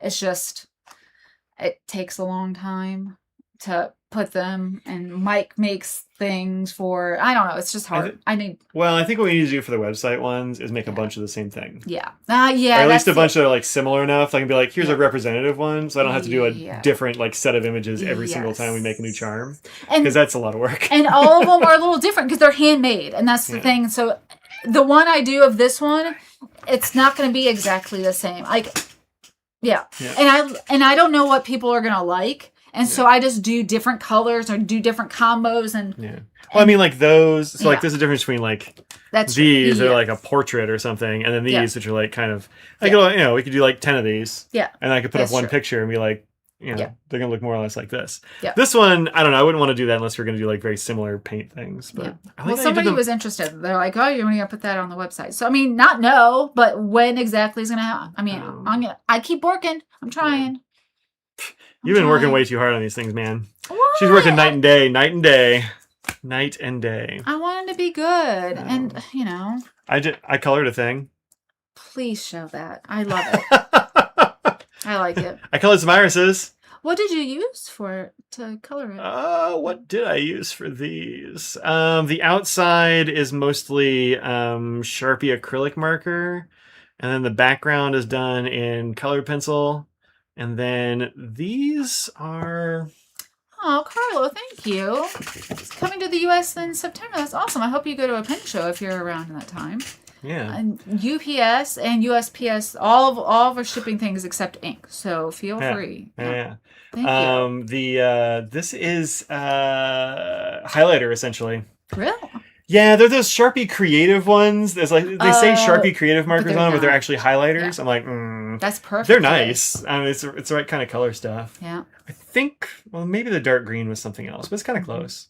Yeah, these are. This is a design that Olive Octopus did for the Ink Pony Club. There's a QR code. I love it. I'm not sure what's the other end of it, but it's probably fine. Yep. It's on B7 natural paper. No, there you go. It's so nice that she puts it on there. I was like, I wonder what paper this is. She's like, look at the back. I'm like, you're a genius. Yep. And you did such a good job to use that color. That's how it comes up sometimes. Which one? The bud one. Oh, yeah. I wasn't. I did the stem on one of them. Like, that's the wrong color. So I was like, well, I did it with one. I'm committed, so I did the other one. But yeah, I think the light green is better there, and then like the dark, because I do a lot of irises. So if there's a plant I've seen, it's irises. So irises love our Cecil clay loam that we got going on here. That's for sure. And also, all of my Baptisia got eaten by some bugs. Ate like all the leaves off of all of them. If you look at all of our Baptisia, they are sticks. And if you look really close, there's sticks with little caterpickles on them. Yeah, it's some kind of moth larva. Do you think they're going to survive for next year? Yeah, you they'll be think? fine. Okay, good. Because I really like our Baptisia. If you don't have one, see if they... It's these little buggers. You were going to use a different word, and that has it coming. These. And it turns into a very boring looking moth. But apparently, like, that's one of the things about, like, growing native plants is that, like, native bugs, like, that's what they do. Yeah. I haven't had them completely denude my plants before, though, so... No. But it's fine. They've already done their growing and stuff. They'll be all right. But gardens full of Japanese beetles. Yeah, I don't... The beetles aren't too much of a problem for me. They eat some of my hosta, but they haven't been able to take down a whole hosta yet because my hostas are big. We have so many birds, too, that I feel like they're going to get... I'm surprised the birds didn't eat these bugs. Apparently, they have they have webs around them, and so it makes them not want to... I guess. They said one thing you can do is you can either pick the bugs off and, like, chuck them, or you can just, like, rip the webs and the birds will come get them. But the Japanese beetles, though, I'm saying. Oh, Japanese beetles, yeah. So Mike we have very happy birds at our house. We have a feed company that has a very good mix of bird seed that is cheap, that birds love. These are those plants. This is Baptisia. It's called false indigo. Beautiful. Get some if you can, because I love them. It's a really wonderful plant. I like it a lot. And they're perennial for us. So yeah, I have one that's kind of like this, and it'll when it's real happy and we've had a good season for it, it'll be shoulder high with the spires. This year was bad. This year has been rough, but they come in a zillion colors and patterns, and sometimes they'll have spires like this, and then they'll like slowly change colors as they get older. Like the flowers will change colors. It's kind of wild. But yeah, I've got some of these. I've got some yellow ones. I got some purple ones. I got a bunch. I really like false indigo. Yeah. The only thing about them is that these blooms don't last forever, and so for like the rest of the season, they're just kind of like a bush. But I ain't mad about a bush. No. So yeah, Baptisia, they're great. Or false indigo is easy to Google too. Yeah, not that many. Our friend Sandra, we went to Plant Delights and she got one, and she's like, I love it. It's near my mailbox and it looks great. She actually managed to move it, which is they're not super movable. But, but they make seeds. You can do that. You can plant a few more Baptisia further in your yard for the bugs. Maybe, I don't know. I got a lot of Baptisia. They're all over our yard, so they're not just in one place. These moth little critters are prolific. I didn't know because you can't see them until you're pretty far. Yeah, exactly. Yeah, ain't mad about a bush. Put on a t-shirt. Yeah, I mean, they look nice. You just got to put them in a place where like that place is going to be green for a while. It'll be awesome and it'll be green. They also are really weird because sometimes they come up real leggy and it's just flowers and like on a big tall stalk with flowers and then like the leaves come out. So. Yeah. But this year we just have not got enough rain, except for this week. We've gotten a lot of rain here, so. We have. Scraggles doesn't like it, but we needed that. So. Yeah, and it's 70s here. Yeah, it's like 71 today or something. It's supposed to be 70 tomorrow too. Yeah, Scraggles like that. She's been getting to go out some walks the last couple of days. She loves it. What else? Was there anything else? Pizza. Oh, you need to show that. Sorry, one more thing. I haven't shown this. Oh, she is $6.50. Yeah. Last thing. Well, I mean, you can talk about next week too. But start it. At least show it now.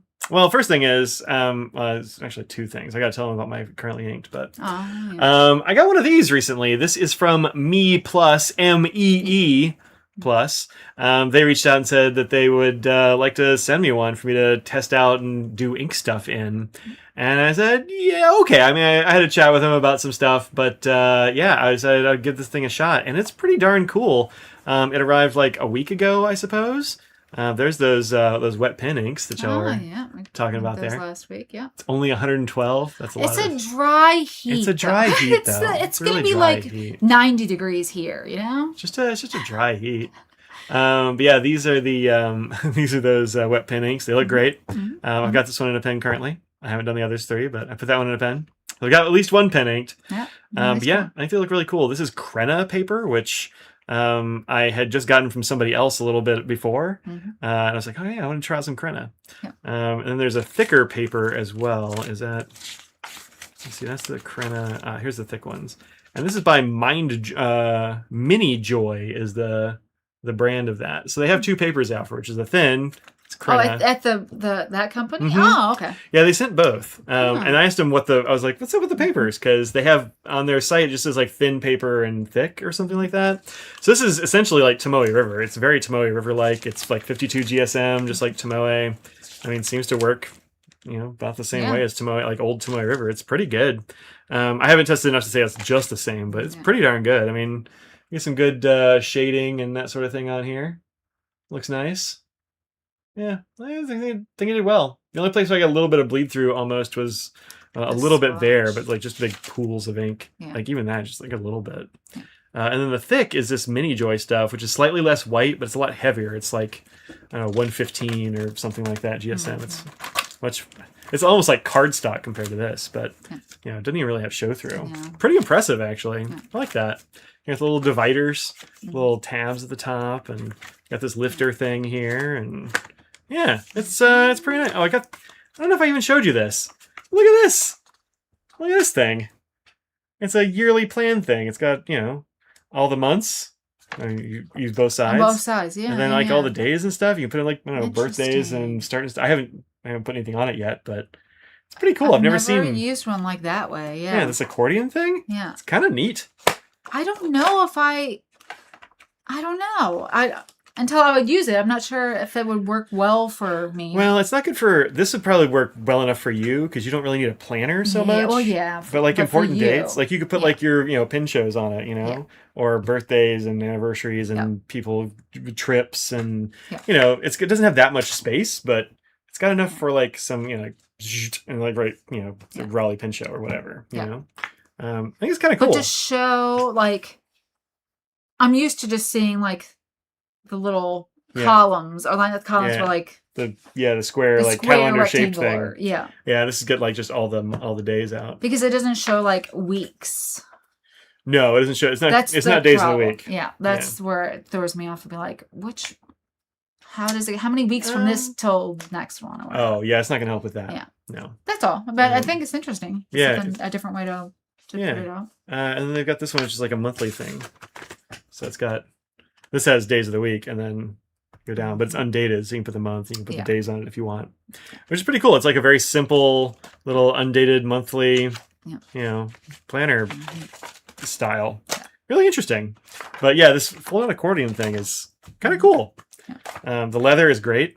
I mean, this leather is gorgeous. Do you remember which kind it was? This is the British bridle. Okay. Bridle like a horse, not bridle like a marriage. Yeah. Yeah. The only trick is there are two sizes for the pen loop thing. So if you get the pen loop thing and you want to put like a ballpoint in it, this will fit like skinny ballpoints. But like it's not going to fit like things that have like a grip on them. It's not going to fit. It needs skinny stuff for real. Yeah. But they do make a bigger size, and apparently that'll take stuff up to like a diplomat arrow. It can put big things in there. Yeah. It's not good for if you need to see the weeks. No, you'd want a different way to represent that. But actually, most of my planners have something like this that just doesn't fold out. They have like a weekly, or rather a yearly plan thing. Yeah. It's just not like this. But yeah, if you want to see the weeks, this isn't the way to do it. Yeah. Although I guess you could. No. What normally comes with it? Like what's separate from everything? The purchase? Everything is separate. So the way that Me Plus does it is like everything is very customizable. So like. You pick the leather you want, and you pick because there's a bunch of different kinds. Like we were watching videos from them trying to figure out which leather to get. Which was they were super helpful. Watch the videos if you are considering. They have like 4 or 5 different leathers at least. Like there's a lot, a bunch of different leathers, and then a bunch of different colors. Yeah. Some of them are patterned and waxed, and like all kinds of things. And they show how they wear over time, which I think is great because everyone like getting this now is fine, but having one that they've had and used is helpful to know the patinaed version. Yeah, and some of them were like, there's like that waxed one. It kind of like looked like hazed. It looked really cool, but they're like, don't get this if you're going to use it this way or that way, right? I'm like, oh, that's actually really good information. And then you can pick like different colors for the back bar and the rings, the different sizes for the rings, the little like protector deal and the lifter is separate. Like it's all piecemeal. So you kind of pick the things you like and assemble it into a thing. But they have a bunch of different sizes, and I went with this one. This is the personal/Bible size. Oh, do you want to? He wants to. Tom wants to know what this is. Do you have a link for the brand? Oh yeah. If you don't. Let's see. They do engraving and all kinds of stuff. So Mine was actually supposed to have engraving on the spine, but they they forgot to do it somehow. When they said, "Hey, we saw that it got delivered. How is it? Is it all good?" And I was like, "Yeah, I just kind of forgot the engraving or whatever." But I didn't pay for this, so I'm like, I'm not going to complain about it. No. But I did ask them if they usually engrave anything at all, and they said no, they don't put any branding on it because sometimes people want to engrave it, sometimes people just don't want branding, so they just don't do it. But I mean, it is plotter-esque and plotter adjacent. There's just a lot more customizability. One thing I will give them over plotter is that they actually file these down, so they're like rounded. Yeah. As opposed to plotter, which look, I like the plotters too, even though they're very expensive, but they're also very sharp on the corners. And the Me Plus are not at all. They are rounded off, whereas these are all like hard corners. That's the only problem with these. They are fairly sharp at the edges, but yeah. Is it burnished on the inside of both of them or not? You mean like in here? That one's burnished. Yeah. Is it? Oh, you can see it's not fibrous, so it's been worn some, and that's less. So yeah, this one's been burnished more. Let's see this one as well. This is a fancy, like a different kind of leather. That's Let's true. see about this one. Yeah. Less. So yeah, this one has. Are good? Is it?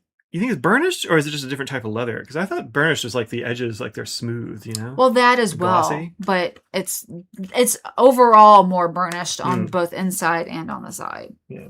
Yeah. Yeah, I'm not a leather expert, but I'm not either. But I just know. Well, you were looking into getting into leather work. So. I did. That was one of the things where I was like, that sounds like fun, but it's my dad's actually. He said he was out in the garage out in the shop doing leather work. So. But yeah, I like this. It pulls flat very nicely. It is a really thick leather, and so it's going to take a little while before it'll lay flat like this. I think that's going to take a bit. Do you want to click on this one to show that's what we were talking about since you actually brought it up? Yeah, it's this one, the Margot Fog. Margot Fog. So I got the British Bridal. Yeah. There's also Buttero and Pueblo. But yeah, I thought this looked really cool. I like this like fog situation. But they do that with a wax. It's wax. Yeah. So yeah, it's nice, but they were saying this wax can like come off on stuff. Yeah. So, if you're gonna be putting it with a bunch of other notebooks or a bunch of other like things, like some of that wax can transfer. Probably not too much of that would do that, but like it could. And I'm like, I don't really want to mess with that. Yeah. I've had some experiences like with wax canvas that I was like, so I'm very picky about waxed stuff. But there's one like over time, I think. Yeah. And then they've got these. Let's see. Oh, before and after. Here you go. Yeah. Like a before and after, like it kind of wears in, and you get different patterns and stuff depending on how you use it and stuff. Yeah. But all these are going to change. I mean, it's leather, so it's gonna. There's a big difference between how this looks now and how it looked when I got it. And it's gotten some marks and some scuffs, and it's kind of it's a little shinier where my hands go all the time, like right here. Yeah. And then this one this is the same leather, so you can see the difference. Yeah. Pretty starkly. Yeah. Exactly. So this is one that I've had for longer, and I've carried it a lot. Yeah. And this one I've just started using, and it's much newer. Yeah.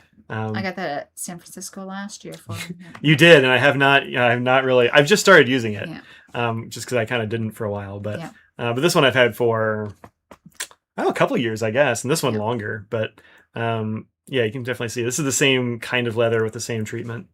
Yeah, go buy stuff from Tom so you can get the bag and the Me Plus. Right? Well, I'm buying stuff at the show, so I'm telling Mike to on Friday because I don't want to have much time. But for all of your help, anyway. Yep. So I did that. I got a Me Plus. I'll be trying that out. I think the first glance at paper is very well. The paper is very good. Never used your plotter. Oh, you went too small. Yeah, I get that. It's the genuine leather and real leather, and they're like two different things. Really interesting. Huh. Looked at getting Me Plus. Their website was being wonky, so you gave up. Huh. Yeah, I haven't had any problem with it, but that is something that will make me go, I'll come back, and then maybe I do, and maybe I don't. Those caterpillars ingest and store alkaloids, and they can be toxic to birds and mammals and some insect predators. Really? That's probably why they get away with it. Look, that's why they're still caterpillars, because they're good at protecting themselves. Dare they? Yeah. But I don't know. I like this stuff where it's full grain, vegetable tinned. Yeah. So I don't know. Looks cool. Oops, I hit the wrong button again. Yeah, I meant to show this, but yeah, I think they make nice stuff. I didn't have anything in this size, so I went for it. But they got all kinds of accessories and things to go in them and things like that. I do like these kind of pocket things that go in the front and back. Yeah. I have one of those actually in here in my plotter. This is the, yeah, it's all fine. Which size is that again? This is the A5. Oh, okay. Yeah. It's got like a zippered pouch in the front and like the same thing in the back. Yeah. But this has like stickers and I keep little post-it notes and things. What's like in the front. size did you get the new one, the Me Plus one? Bible/personal. That's the, okay. Yeah. Yeah. And then, and then I've got this weirdo, which is, I don't know, mini square. That's the square, yeah. And this is the mini. It's a 6 ring, but it's a mini. Yeah. This is a 5 ring. Yeah. So, yeah. The only problem with this one is like getting paper for it might be a little challenging because it's 5 ring and it's square, and that's kind of odd. But you probably have to get it from either make your own or get it from. I mean, a lot of this, like I've got a punch, so I can probably do it. But I do like the paper they put in here. It's a different paper from the other one by a long way. Huh. It's like thick and it's got some like texture to it. It's very interesting. Oh, it does. Yeah. Yeah. But it works really well with fountain pen inks. I mean, it's great to write on. So anyway, I'll be testing that out for a while and then doing some stuff. Yep. Me Plus is like, yeah, we don't really want an unboxing. Like, that's not really what we want here. I'm like, well, okay. So I'm not gonna, but I will show y'all sometimes when I get stuff. So yep. I also got some of these. All right, so this is a dumb idea, but I did it anyway. It's after 7. Oh, but it's I'm from the gonna try it. NC State Extension I used to work with all those state extension people. They're very helpful. I was inspired by some people I've seen doing like shorts and stuff. I've seen so many people do, Where they put a microphone on this kind of thing. Yeah. Oh no, I got this actually to put a microphone on for. I've been looking for a Bob Barker microphone for a long time, and I cannot find one. Because I have lav mics, and if I could get a Bob Barker style stick thing, I think that'd be really fun. But I got this one with little pointy fingers because I figured that I could like clip the microphone onto it and just like hold it out to somebody. Like, here, you can talk into this. Yeah. Instead of like handing, because people always freak out a little bit when I hand them a microphone. Yeah. If I can just like go like this. The thing I didn't think about though is that microphone isn't just the little thing at the top. There's also like the pack. And I'm like, I don't know where to put that. So I got to figure something out. Or maybe it just doesn't work for that. I'm just going to get it to, like, hey, Audrey. Hey. Could you hand me a dog treat? I used to watch videos where people have like a thing here. And then there's something, like you want to spot the difference where they'll be like, this.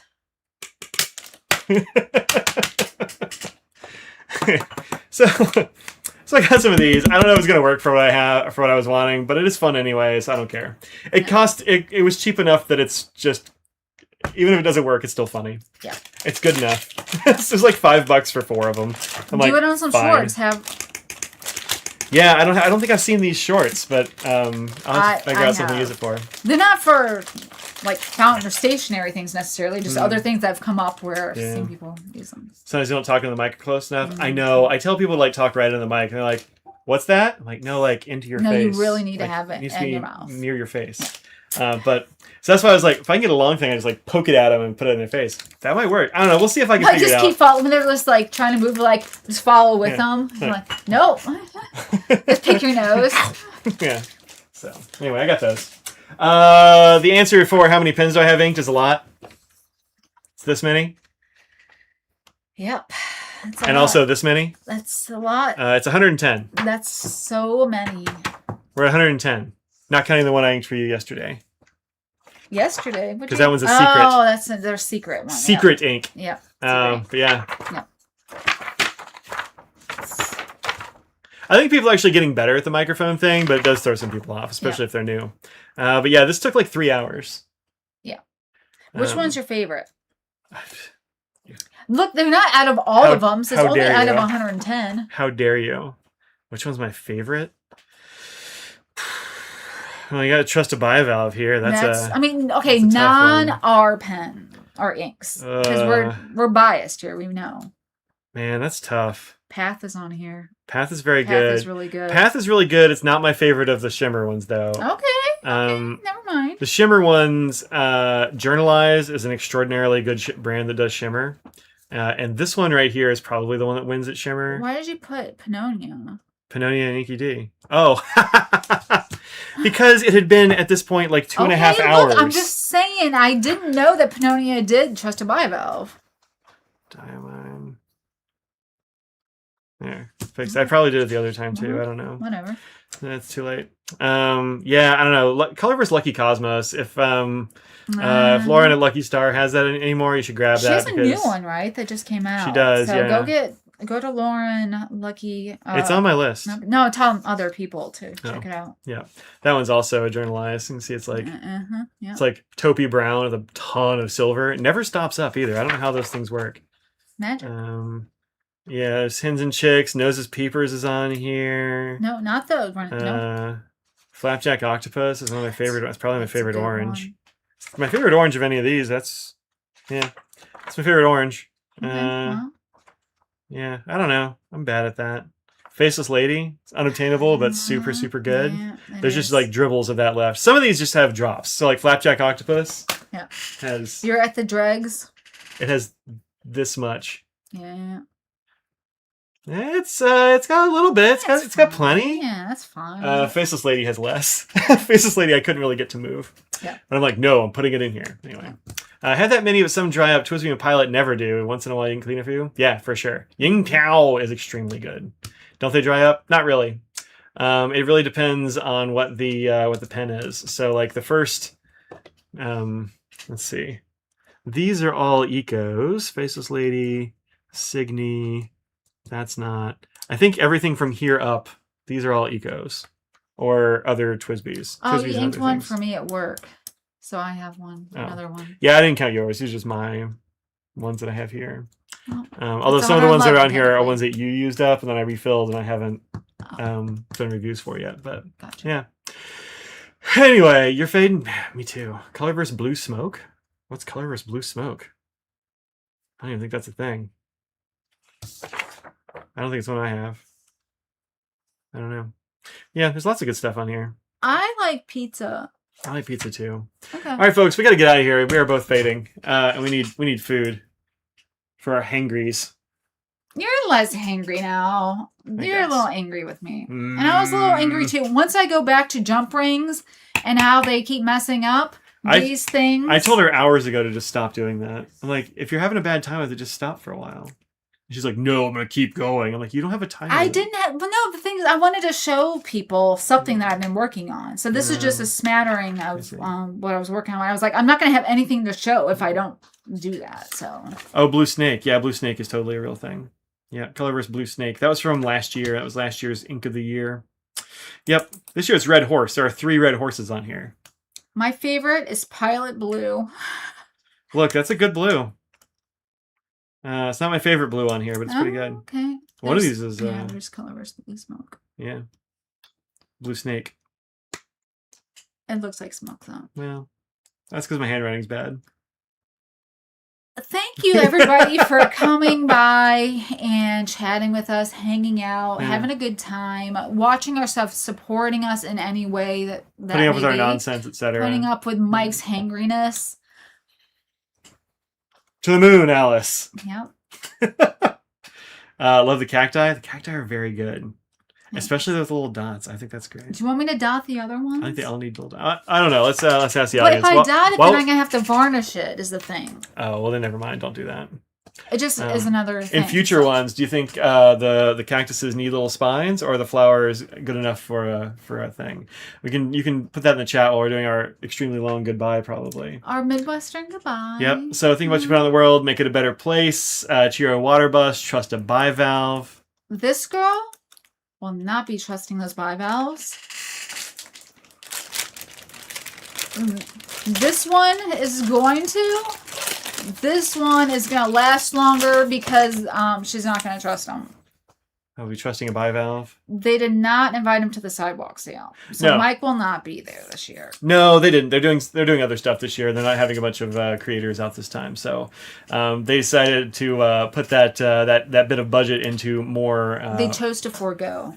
Yeah, they're having lots of they're having some small makers and other kinds of stuff. And I'm like, yeah, I know, that makes sense. I totally get it. Any of them are going to be a better draw than me, so I totally understand. I do think you should go. Yeah, I mean, I think it would be fun, but I don't think it'll be. It's right after DC. I don't It know. is in an opportune time. I for don't have a sure. hotel. So I'm not gonna go, but I do want to go one of these days. I think it'd be really good. The sidewalk sale looks like fun. It does. I posted about it on Instagram. Go like that so that I don't know. They'll be like, oh, Mike did his job. I don't know. That was my affiliate. That was my required affiliate post. They require us to say something about the sidewalk sale. So if you see a bunch of posts about the sidewalk sale that are marked like affiliate, that was one of the things. That's what they want us to do. I'm like, yeah, I don't mind telling people about that. I think it's cool. Little outside pin show underneath the L. It looks fun. That's it. Let's see. Anybody say anything about cactuses? Both are good. Different people like different things. Yeah, fair. Yeah. Okay, that's it. We're gonna get out of here. I gotta go. I need food. You have a great weekend. Get a good amount of sleep. Hey, you have a good weekend too. I'm gonna try. I'll be working on nibs, claying around. Claying around. What? Do we have something we have to do tomorrow? No, I don't know. Oh, I have a therapist appointment. Yeah. Hey, a therapist got back to me. I might have a therapist. Imagine what therapized Mike might be like in a few years. In a few years. I mean, look, it takes time. I guess. Therapy does take time. But hey, sure. Whatever. Dad, good to see you. Julie, thanks for stepping in. If you're here, all the friends near and far, we'll see y'all later. Bye, everybody. Borhe, and don't trust. I thought we were done. Bye. Bye.